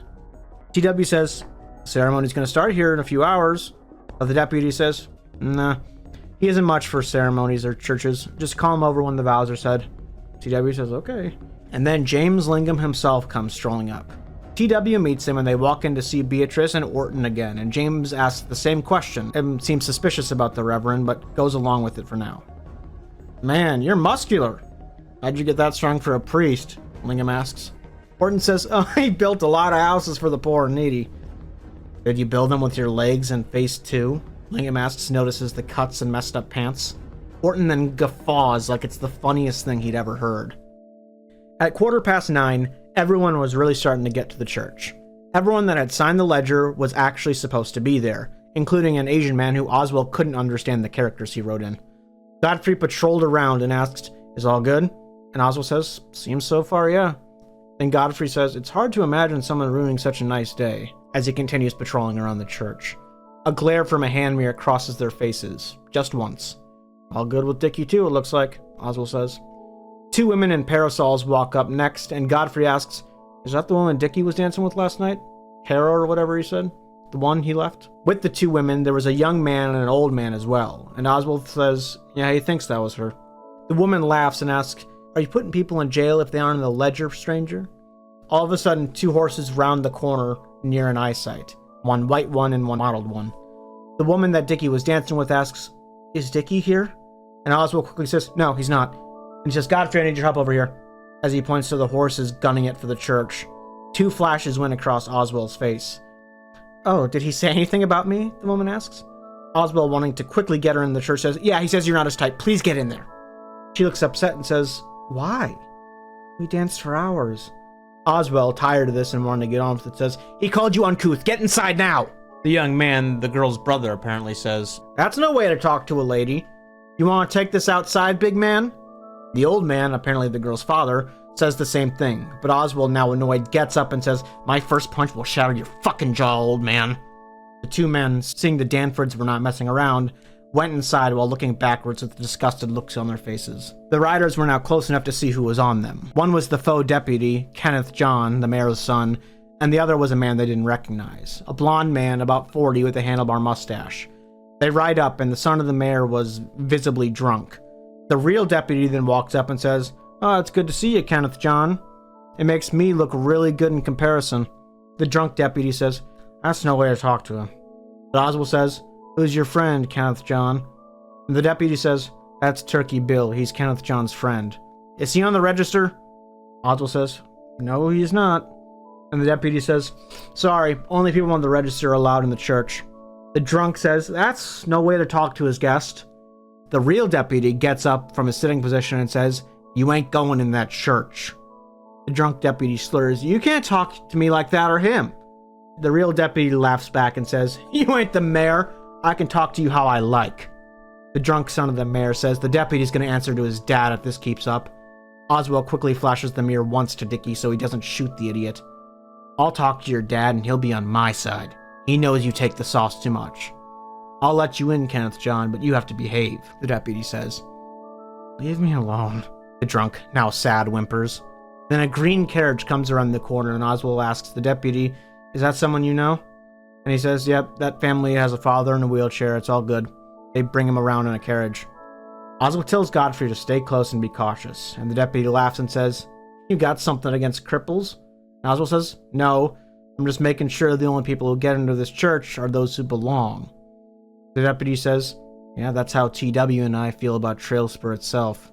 Although he said it with a kind face, it had a sinister undertone to it that seemed to mean to Oswald that he meant him and his friends. In the gazebo, Dickie raised his binoculars and saw the carriage ride up and some old men get out and sign the registry. Nothing's happening yet. All of a sudden, though, a crack. It sounded like a whip, but it could have been a gunshot.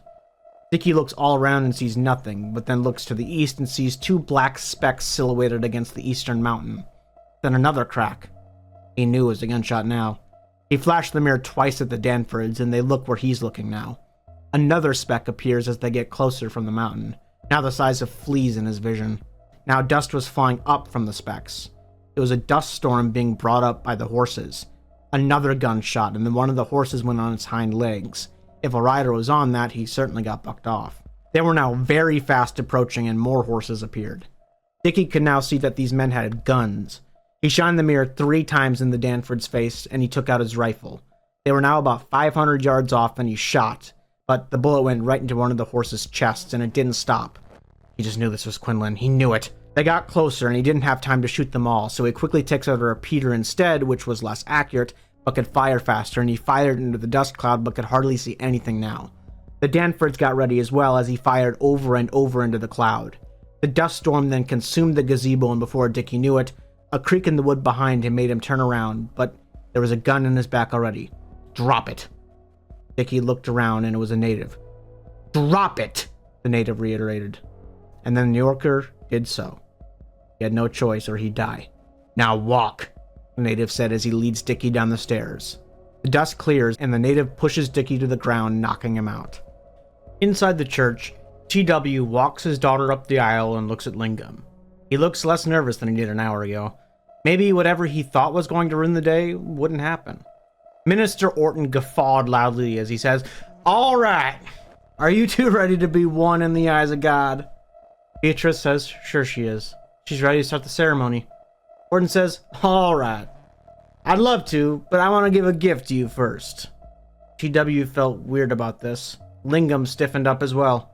Beatrice follows the holy man up to the pulpit, and he slams his hand into her neck and rubs her face against the pulpit and holds her there. He takes a gun out from a hollowed-out Bible and puts it to her skull and pulls the hammer back. Lingam and TW both spring up and run towards them, but stopped when the gun was put to her head. "What do you want? Get away from my wife!" Lingam yells. Orton says, Hold on. You weren't officially married in the eyes of God yet. Don't lie." TW asks, "What does he want?" And Orton just says to wait. Some of the guests ain't here yet. A bullet sound comes from outside, and he says, "Sounds like they are now." Outside the church, Godfrey and Oswald tip over the carriage that arrived earlier as the dust storm was almost upon them. All Godfrey can say is, "If I die, bury me in the same cemetery as Mom. I know I didn't want to go back to Virginia, but as the death approaches, I want to now." A horse rides past the carriage, but they can't tell if anyone's on it. Oswald puts 2 bullets towards the horse and sees someone drop that he doesn't recognize. "They're hired guns. Putting them down is just one less man Quinlan has to pay." All of a sudden, from the dust, someone puts a boot on Oswald's gun as he looks up. The cracked face of one of the twins looks back. "Hello, Oswald." Oswald turns to his brother and sees that he too is held at gunpoint by the other twin. "I sure hope there's enough room in those for that wedding. Arthur gets weepy sometimes." "Oh, Arthur don't talk anymore, by the way," the talker says to Oswald. The twins get the brothers up, and they see the gambler knocked out over on a native's shoulder. "Now just the giant," the talker says. "Orton must be starting in there too." Oswald was surprised. They spent all this time protecting the doors to the church, but the real threat was the priest inside the whole time. They all head into the church at gunpoint, except for Dickie, who was still over the native's shoulder. Beatrice lifts her head up, her tooth broken and blood leaking down her face. "Stand up and show everyone how pretty you are," Orton says. She lifts her head up and everyone gasps. "I'm so sorry. I'm so sorry," Dame Lingam cries. He begins to rush at them, but TW tackles Lingam back. "If you do that, he will kill her!" TW yells at Lingam. "Sheriff, go knock on the front door 4 times to signal for me." TW stands up, hurt, and goes to knock at the door, and he does. "Good. Now go sit back down." The doors open, and the rest of the tall Pugsr gang is led in by gunpoint.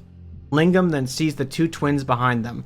"Not them! God, not them!" The twins throw them down near Lingam and hold the entire congregation at gunpoint. "Guess Jesus didn't save you, or maybe he ain't all that powerful after all," the talker says. Orton looks at the twin and says, "Don't use blasphemy, my nephew." The talker apologizes. "Now we got 4 of a kind. That's a pretty good hand in poker," the talker says. Orton then yells out, "2 things are gonna happen here today, and neither of them are weddings. You all understand? Everyone nods, but the deputy, who stares. You better nod, or I will kill you, the doctor says with the gun pointed at him. I'll take Beatrice's place. Take me hostage, the deputy replies. The talker points the gun at him and says, You're smart. Nod, or I shoot you. The deputy nods. Listen here, the twin calls out. Jim, these two brothers, and this handsome one here, were all bank robbers once. Outlaws and killers. TW stares daggers through Jim Lingham. Dear God, Beatrice screams. Don't worry, darling. All is gonna be okay, Orton says to Beatrice at gunpoint. This man is crazy, Beatrice thinks. Okay, first thing that is going to happen, the talker continues, is we are going to divide the church into two. The first half of the church is going to leave and get their valuables and come back. If anyone runs, we will shoot that many people from the other side of the church, and we will still find and kill you. Once you all come back, the second half of the church will do the same. Just then, a Frenchman in a brown suit comes in the church with a foldable ladder. Ah, Alphonse, the talker says, but then another loud noise comes from the doorway of the church. The boss is here, the talker says. From the church entranceway, a horribly disfigured man walks in. His left hand a bronze gauntlet, and his left leg was a mix of a peg leg and a metal brace. His head had a huge indentation on it, and his spine was bent. He only had a few tufts of white hair where his head was not disfigured. His eyes were still different colors, though, but one of them was permanently closed shut. The Abenakis turned Quinlan into a grotesque, Jim whispered to Oswald. Alphonse takes a crutch from an overhead compartment in the church and gives it to Quinlan, who throws down 4 nooses on the ground. That is the second thing we're gonna do today. Those who have wronged us will be punished. In Group 1, the town hat maker was. When the twin yelled out, Group 1, get going, be back by 11:30. The hat maker, who was a Jew from Berlin, went to go grab his stuff and saw another man along the way who let him go ahead of him because he lived further than him. The hat maker wondered how these outlaws would know if they brought all their valuables or not. He, like many others in town, did not store his money in a bank due to mistrust with them. He discusses things with the others as they all run to get their valuables from their houses. Even others in town who were not at the wedding ask what was going on, but he does not mention the robbery in fear of anyone else getting involved. The German grabs his valuables and heads back to the church. He re-enters the church and sees several other people giving their valuables over to the twins already. Thank you. We appreciate your donation. Oh, Jesus Christ appreciates your donation, he says as he hits his brother. Orton tells the talker to not say that. He doesn't want Jesus to see them robbing these folks. Sorry again, Uncle, the talker says. 2 others in front of him come give their valuables to the twins, and then after them, a woman. After she puts her valuables in the basket with the others, Arthur points the gun in her face. You ain't give it all, the talker says as the girl cowers. Your wedding ring. She looks at her hand and then takes it off and puts it in the basket. The hat maker is up next and he puts all his valuables in, and then all of a sudden Arthur hits the hat maker with the butt of his gun. You didn't give everything, the German hat maker says. I did, I promise! The talker called out, You see this native? His name's Shagwa. He's the one of the men who checked all of your houses beforehand to make sure you gave all of your valuables. The German hat maker looked up and saw Shagwa holding a ruby necklace, one that he'd never even seen before. This right here is what this man was holding out on us, the talker says. The hat maker understood then. They didn't check anyone's houses. They were just going to make an example out of him to scare the rest into thinking they did. The hat maker was Jewish, and when he heard the gun's hammer cock back, he said a Jewish prayer, but the last thing he ever saw was a muzzle flash. Oswald watched as the German man's dead leg was dragged away and put behind a pew. It seemed like everyone was back in the church from side 1, and the twins tell their uncle to count. He does so and says, Count that dead one, everyone's accounted for. The talker laughs and says, You do this in Philadelphia and half the crowd would be gone. But here in small towns where everyone knows each other, they won't. They're better Christians. The talker then calls out, Okay, side 2. Get your valuables and come back. Same thing happens if someone doesn't. TW and a few others leave and get their things. Meanwhile, the nooses were all tied from a beam above the pulpit. Quinlan rested against the pulpit himself as Alphonse tied the nooses to the beam and made them tight. Looking at Quinlan, he He was barely even human looking anymore. Some doctor patched him up pretty good, but Oswald was right. This man was made into a grotesque by what they caused him. Alphonse then tied a rope to the stepladder he brought and gave the other end to Quinlan so he can pull the ladder out from under whoever was getting hanged. "Hang Lingham," Quinlan says. Silent and accepting his fate, the titan of a man simply says, "Bye," to the rest of the tall boxer gang. "Bye," was all Godfrey and Oswald could say in return. Beatrice wailed as Lingham stepped onto the ladder and was only a third from the top step because he was so tall. Then he puts his head in the loop of the noose. A quiet sniffle comes from Godfrey, and all Lingham says is, "I'm sorry." As Quinlan, with his bronze fist, he yanks the cord and knocks the ladder out from under Lingham. He struggles and kicks his feet, and his face goes red. Wood creaked from above, and his spine eventually twists, and then nothing. Lingham sat there with his eyes closed, hanging. Dead. Beatrice shrieked and cried an ugly cry as everyone else was silent. "Next, the fat Danford!" A terrible chill went up Oswald's spine. "If that rope doesn't break under the elephant," the talker laughs, and then the Orton guffaws so loudly it was out of place even in Quinlan's group. From behind them, Dickie laid passed out, but then all of a sudden, Dickie whispers to the brother, "Stall." He wasn't passed out, he was faking. Dickie whispers once again as the priest continues to laugh from the joke. "Stumble." Godfrey gets up towards the noose and falls over his feet, and the talker says, "I guess that's why hippos have 4 legs." And once again, an out-of-place loud guffaw comes from the priest. "What are you doing?" Oswald whispers to Dickie. He did not reply, though. Dickie fidgeted with the shaving razor he had in his hand and tried to free himself. They looked at him several times and he had to quickly stop, and when Lingham got hanged, his heartbeat quickened and it made him fumble a bit. "Talk," Oswald whispered. Dickie, however, quickly cut through the rope and his arms reached for Oswald's revolver that he had stored in his pant leg, and as he quickly grabs it, Dickie stands up and fires into the back of the silent twin's head. He then aims at the talker, but before he could shoot, the talker shoots Dickie in the shoulder, though that did not deter him. Dickie shoots the talker and he flies backwards. He then quickly shoots at Quinlan, who dives behind the lectern with all of his might, and the bullets just miss Quinlan, but hit his peg leg instead. Dickie then shoots the priest in the head and it erupts into a mess of gore. Dickie, while shot, jumps on Quinlan and puts the gun to his eye. Quinlan quickly yells to his mercenaries, "If Dickie doesn't release me in 5 seconds, slaughter the innocents!" Dickie knew this was not a bluff. 5, 4, 3, 2, Quinlan counted. "You selfish bastard!" Oswald yelled as he tackles Dickie off Quinlan as they scuffle. Oswald did not want any more innocents to die. They both struggle and Quinlan yells, "Get them off each other!" The native named Shagawa helps the talker up, who looks really bad now with bullets in him, and his hair was sweaty and it looked like dripping oil on his face. The talker grabbed Oswald off Dickie and stomps on Dickie's broken ribs. He then ties Dickie and Oswald back up and searches them, but neither had anything left to find. They then walked Godfrey up to the noose, and Godfrey looked on. "See you, Oswald," he says. All Oswald could reply without breaking was, "See you." Quinlan yanked the rope and watched as the bigger Danford brothers sputtered and clawed at the rope. Dead. Quinlan looked at the broken Dickie and Oswald. "I intended to just come here and hang you all. I took no pleasure in it. It was just settling accounts. But now, 2 of my men are dead." The crowd of innocents, who were now all back, looked on at what was happening. "But before I came here, I found the locations and names of your families.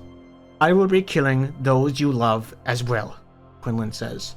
Dickie winced, thinking of his sisters he had just doomed, but when he looked over at Oswald, a look of pure terror was on the Danford brothers' face.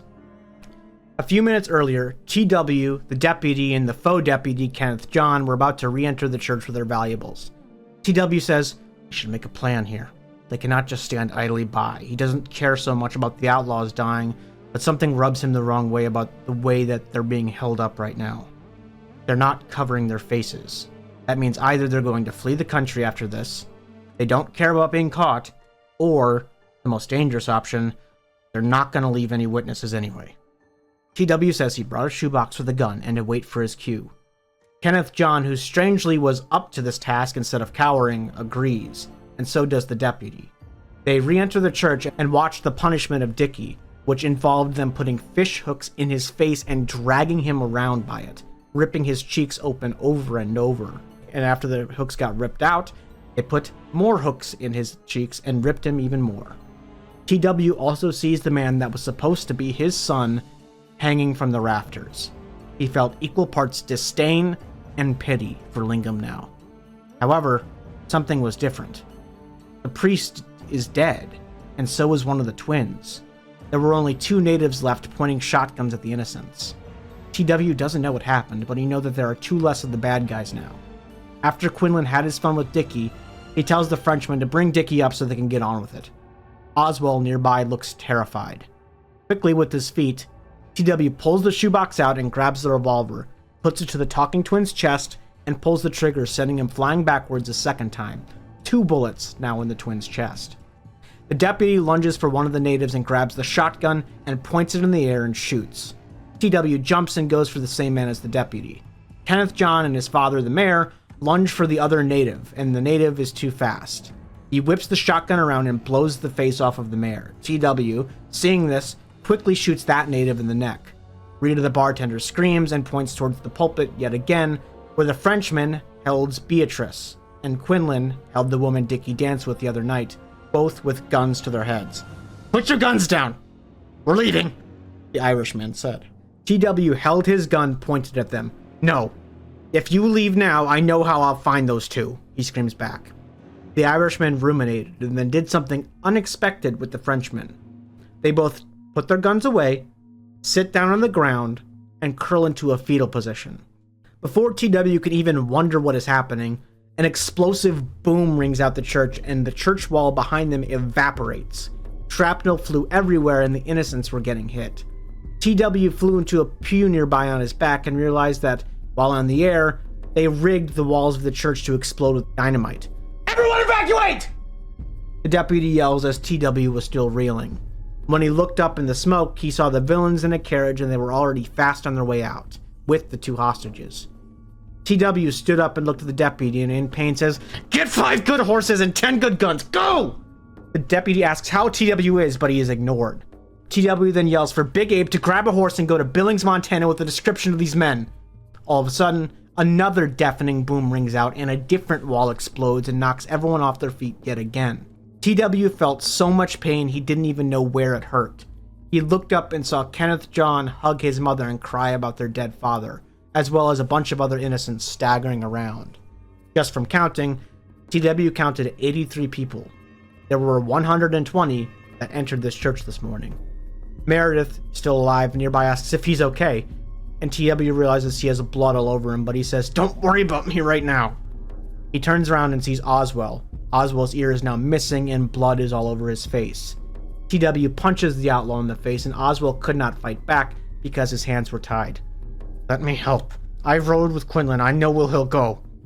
TW says, "He has my daughter!" Oswald says he knows. Let him help. Afterwards, you can hang me. Quinlan wants me dead. You can use me as a bartering piece. TW considered it. "Okay, but when we get back, I will hang you." Oswald says that's fine. He wants to help because if he doesn't, Quinlan is gonna kill his wife and kids. Dickie then somehow is alive and walked towards them both, a bloody handkerchief in his mouth and him holding a revolver. "Drop the gun, Richard Sterling!" TW says as he points the gun at Dickie. Dickie does not fight back and just throws it to the ground. "Dickie, you want to help me find Quinlan before I hang you?"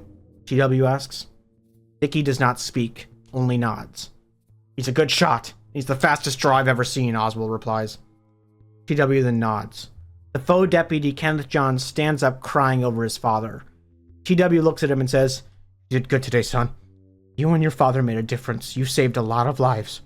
Kenneth John says, "I want to go after that Irish bastard too." TW says he knows, but someone needs to stay here in town if they come back or if something else happens. Kenneth John does not argue, but just nods. TW thinks that this day may have changed Kenneth John for the better. The real deputy comes back holding a beautiful white stallion and 4 other horses nearby ready for riding towards Quinlan's gang. Smiler came up after and said, "I'm going too. They got Smith." TW says, "Fine, but that's it.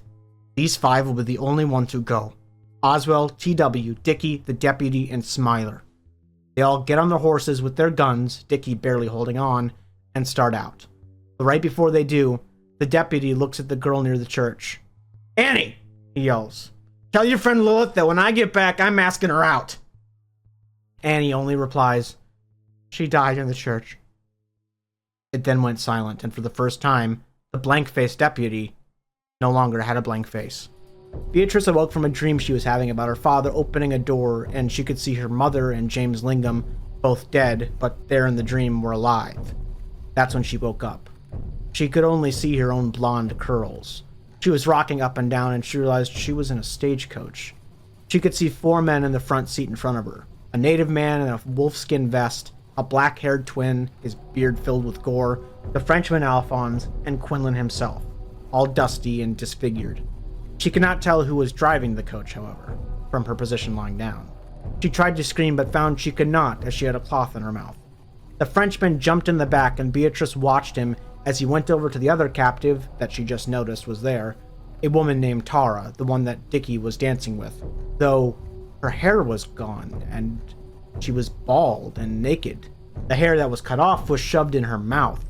A wound on her breast was slit down into her stomach. The Frenchman took out a razor and went behind Beatrice. "Don't move," he said. He then begins to cut off all of Beatrice's hair. All of it. After it's all gone, the native looks back and says, "She looks ready." Quinlan then looked back and takes off his bronze gauntlet and shows Beatrice what was under it. A bone-white, fleshy log, all of its digits missing, no nails either. "Your groom gave me this hand, and other things I won't show you." Alphonse tells him to make a fist, and he tries, but he says it hurts like hell. Alphonse says his tendons are disconnected. They'll have to stop the coach to fix it. Quinlan says, "When they're safe, they can." Alphonse then takes all the short hair from Beatrice, takes off Beatrice's gag, and stuffs the hair in it, and shoves the gag back in her mouth. It tastes like soap, and she can hardly breathe. She tries to vomit, but finds no food can come out. "She looks pretty like that, like a totem of some kind," the native says in very good English. "She'd look better with a crown full of nails," Alphonse tells him. Beatrice starts to freak out when Alphonse pulls a bag out from the front of the coach, and from the bag, a hammer and several 4-inch-long iron nails. She then once again passes out of fear, and she dreams again. She was in the yard with all 3 coy dogs, Jesus, Mary, and Joseph, and she scratched their heads. In the distance, silhouetted against the sun, was Jim Lingham, hammering in a nail in the house that he built for their family. The 5 members of their party rode out on horses, and as they do, TW lays out the plan. They were headed east towards the mountain. We were going to go diagonally and cut them off at the quarry on the other side. TW then asks, "Oswald, what do you think about that? What do you think Quinlan's going to do here? You're the expert." Oswald says, "He will do everything he can to make you soft, take advantage of everything. He will probably try to trade me or Dickie for Tara, but he will not give up Beatrice. He will not give up the sheriff's daughter." TW says, "Yeah, he figured that was the case." TW then asks, "What do you suggest we do, Oswald?" Oswald says, "My best guess here is to draw when they are trying to negotiate. He won't expect us to shoot with the women so close." The deputy spits and says, "There's gotta be a better plan. Drawing that close with women nearby, in front of them even?" Oswald replies that Quinlan has been tricking smarter men than the deputy for 30 years. This is the best chance. Catch him by surprise by doing something stupid. The best way to look at this right now is if the women are already dead, and this is our best chance to bring them back to life, Oswald says. The deputy calls out, "You rotten bastard," as he lifts the butt of the gun near Oswald's face to hit him, but TW says, "Calm down. I need to think about this." They all then look at Dickie, who is barely in the saddle with a washcloth of blood still in his mouth. "You have sisters in Connecticut, right, Dickie?" Oswald asks. Dickie nods. TW then says he has an idea. "Okay, the twin is going to be gunning for Dickie, right? Dickie killed his brother, and Dickie is the fastest, right? So he'll be gunning for that. Smiler, I want you to shoot the twin when the twin is shooting at Dickie. You got it? Dickie, you shoot the little Frenchman. You have the highest chance of dying here, and if anyone's left, I'd want it to be the Frenchman. We can take him out in a fist fight if need be. Deputy, you go for the native." The deputy interrupts the sheriff and says, "I'll kill the savage and that Frenchman when Dickie goes down." TW annoyingly says, "Good. I assume that Quinlan will shoot for Oswald, and I'll shoot him when he does. Oswald, you shoot whoever's left." Oswald agrees. TW says that when they get there, everyone shoot their target. Even if they somehow have 200 men, shoot for your target. When negotiations begin, I will say, we just want to talk, and when I do, that is everyone's cue to shoot the target. They all then stop and look at the quarry, which they've gotten to first before Quinlan's gang does. The deputy gives Dickie the binoculars as well as a spit in the eye so he can look in the horizon. I can see smoke, the deputy says. And he looks through it and says, it looks like a smoke signal. They keep making the smoke start and stop. I can read those, Smiler says as he takes the binoculars. He looks through and studies it. They're saying trade over and over. They want to make a deal, Smiler says as he gives the binoculars back to TW. They all agree that this is it. They will ride out. They all get on their horses and they head to that direction, and when they get decently close, the deputy looks through the binoculars at the villains and his face goes pale.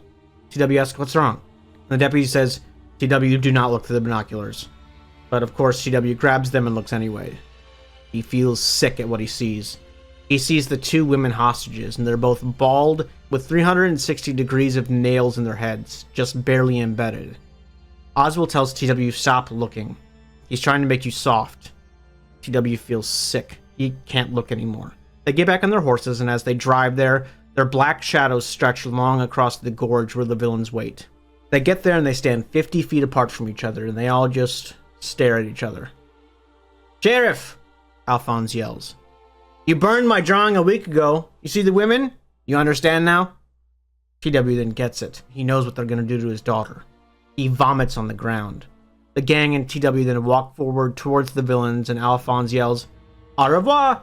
As he pushes Tara hard, and with her hands behind her back tied, she's unable to catch herself, and she slams the nails in her forehead hard on the ground, and they get driven into her skull, killing her. The body convulses and the blood sputters from her mouth and nose. Quinlan yells, Throw down your guns or your daughter goes the same way. A few moments of silence pass. We just want to talk, TW says, as the entire group draws on both sides instantly.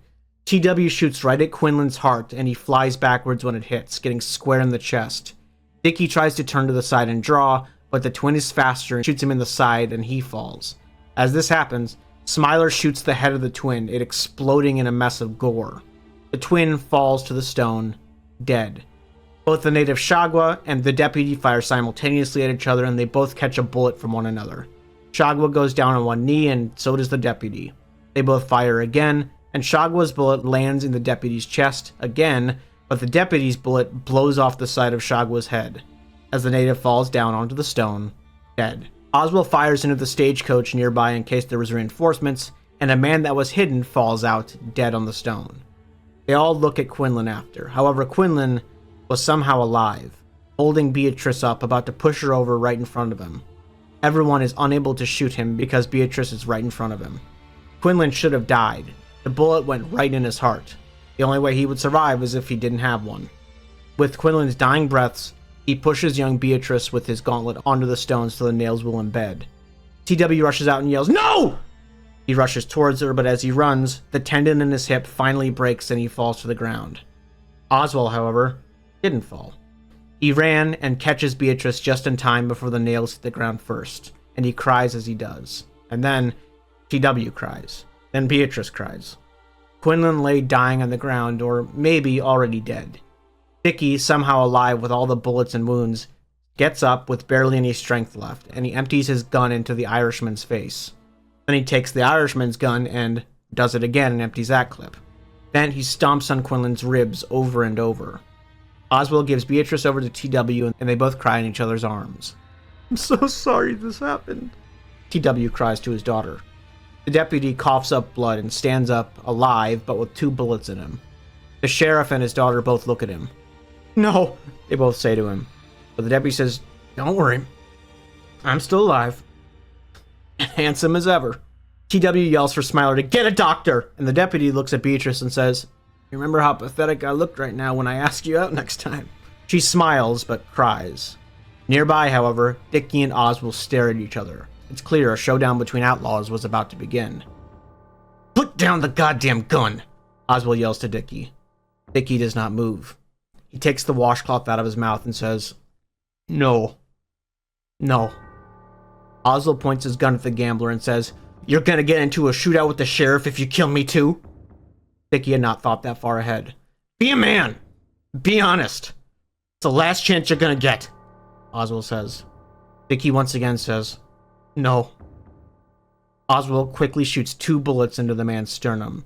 Dickie held his gun up with his dying breath and pointed it directly at Oswald, very capable of shooting the ex-outlaw, who did not move in his sights. But Dickie then points the gun down and shoots his own shadow instead. As Dickie falls to the ground, he thought of Allison, the one that the woman on the train earlier looked like. He tried to forget Allison, but even when he's dying, he cannot remember the one woman he can never forget. He proposed to her, and one night before their wedding, he said he loved her so much, and he told her his past. When he woke up the next morning, she was gone. She left the ring and a note. He gambled the ring the next night, and he never read the note. Dickie came to and slammed his hands against the ground in the Montana sunset.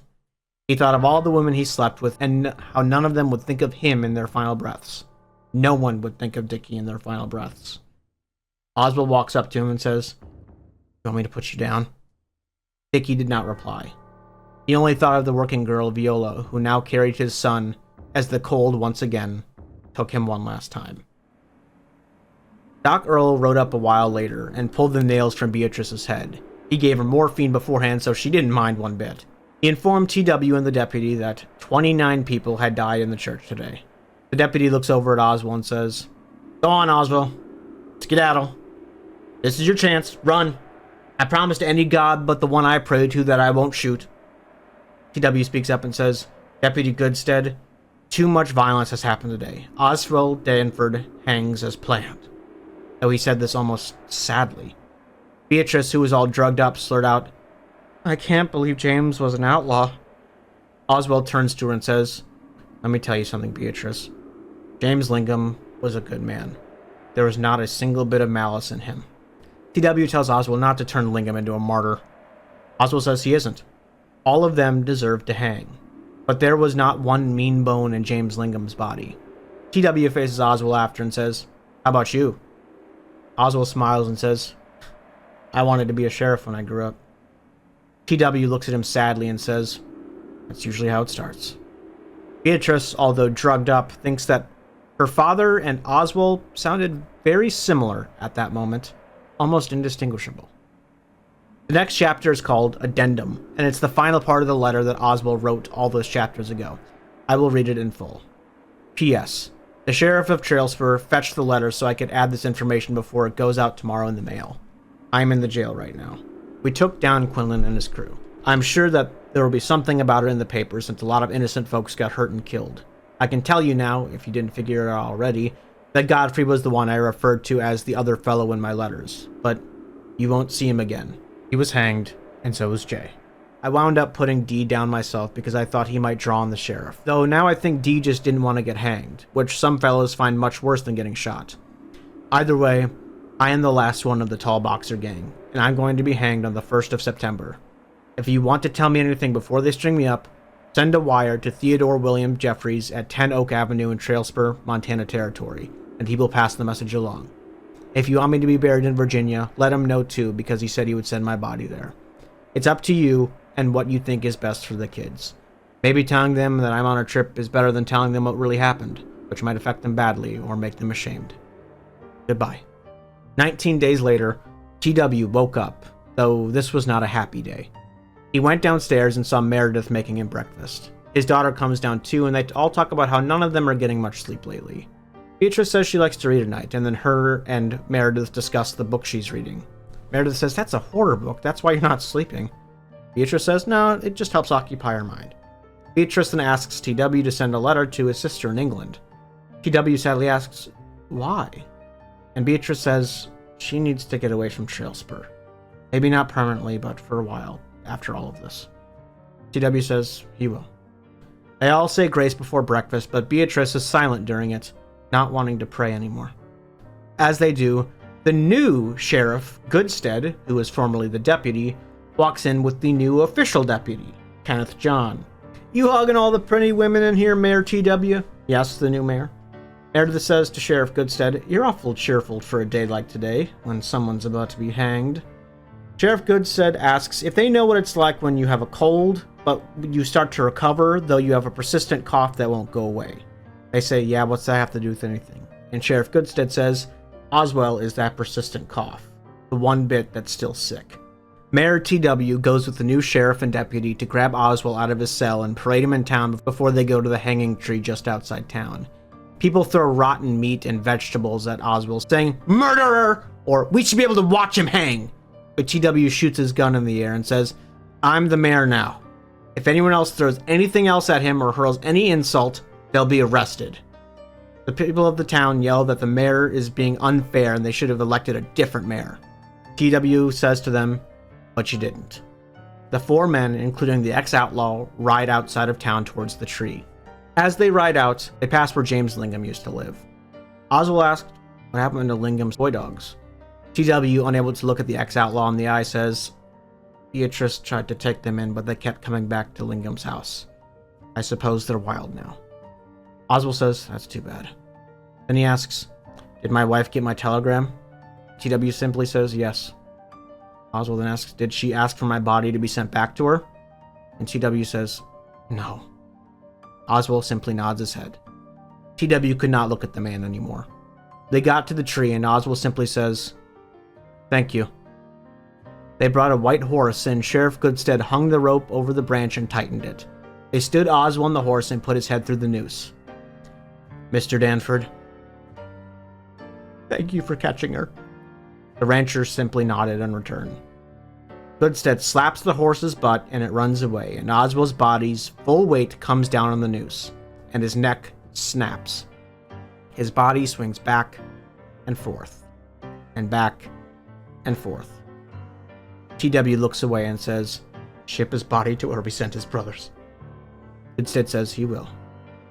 The book ends with the line, "Mayor Theodore William Jeffries wiped the tears from his eyes, snapped his reins and rode directly into the glaring sun. For the duration of one heartbeat, his long shadow was a shroud for Oswald Danford." But that's it. That is A Congregation of Jackals.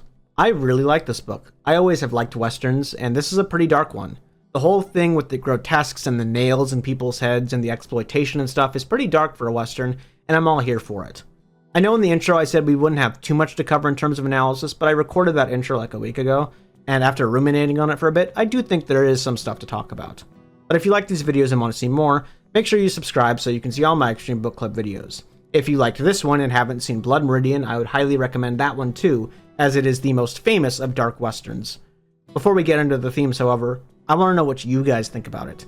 Let me know in the comments. I read every comment, even the mean ones, so I want to see your guys' take. Ready? Let's go. The very first thing I thought about in this video is something I have not seen anyone else share online, and it might be my personal values leaking through and reflecting on the book instead, so take this first part of the analysis with a grain of salt. But I believe in the very end of the book, Oswald and TW sort of do a role reversal. Oswald, the seemingly bad guy here, or at least the less moral of the two, ends the book by doing something selfless and redeems himself. TW, the sheriff, or seeming moral compass throughout the whole story, ends the book by doing something that, although it is right in the eyes of the law, I feel was wrong in the eyes of humanity. So, the outlaw did the right thing, and the sheriff did the wrong thing, in my eyes at least. Oswald knew what he had done and accepted his death and everything with open arms.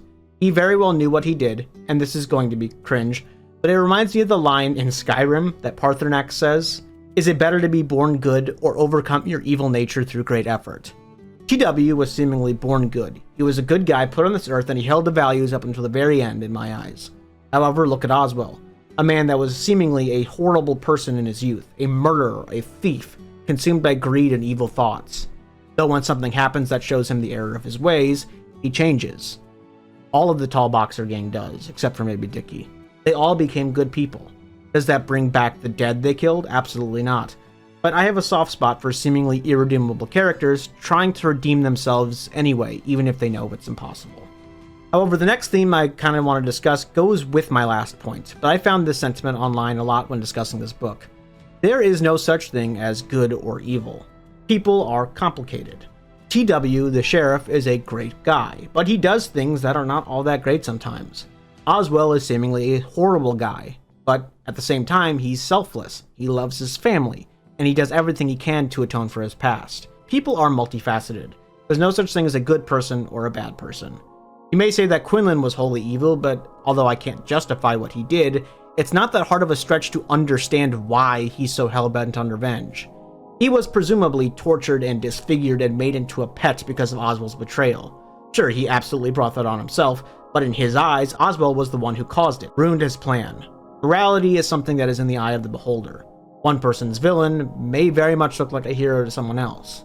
I've also heard people online say that Oswald is still an evil person for what he did in his past and cannot be atoned for no matter what, and he deserves to die. But in my opinion, I think he did atone. I think having to live with what he did is good enough torture for him. And I think there's a good chance that you feel different than the way I do, and it's going to vary from person to person. Because morality is a personal thing, not a societal thing, and I think that's kind of the point of the book. Sure, there are rough guidelines of society that most people agree on, but it's nuanced at the end of the day. And yes, the cycle of abuse is kind of in here too, to where abuse begets more abuse, no matter how it happens. But in this book, I think it's more of the cycle of violence, rather. Quinlan hurts the Abenaki, who in turn hurt Oswald, who in turn hurts Quinlan, who in turn hurts Oswald, the Innocents, and the rest of the tall Boxer gang, as well as TW and Beatrice. Violence is cyclical. It takes a real man to stop it, which is exactly what Oswald does in the end. He does not hate TW for his stance on hanging him. If Dickie got his way and he killed TW and Oswald and Dickie escaped in the end, that would just perpetuate the cycle. Beatrice, or maybe someone else like the deputy, would come after and beget more violence. So although I wish Oswald did live in the end, I think it's better that he doesn't. He is the bigger man, and he ends the cycle. But that is about it.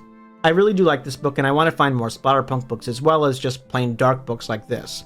The next book we're going to be doing in a couple of weeks is, of course, Return to the Black Farm, though I don't know if it will be in 2 weeks or 3 because I'm very behind right now. But thank you all for watching. If you want to be like these people you see on screen right here, you can head on over to my Patreon and become a super supporter, which of course is not necessary, but appreciated. I really do love you all, and you all make my life worth living. Thank you all so much for your support, and I will see you next time. Bye.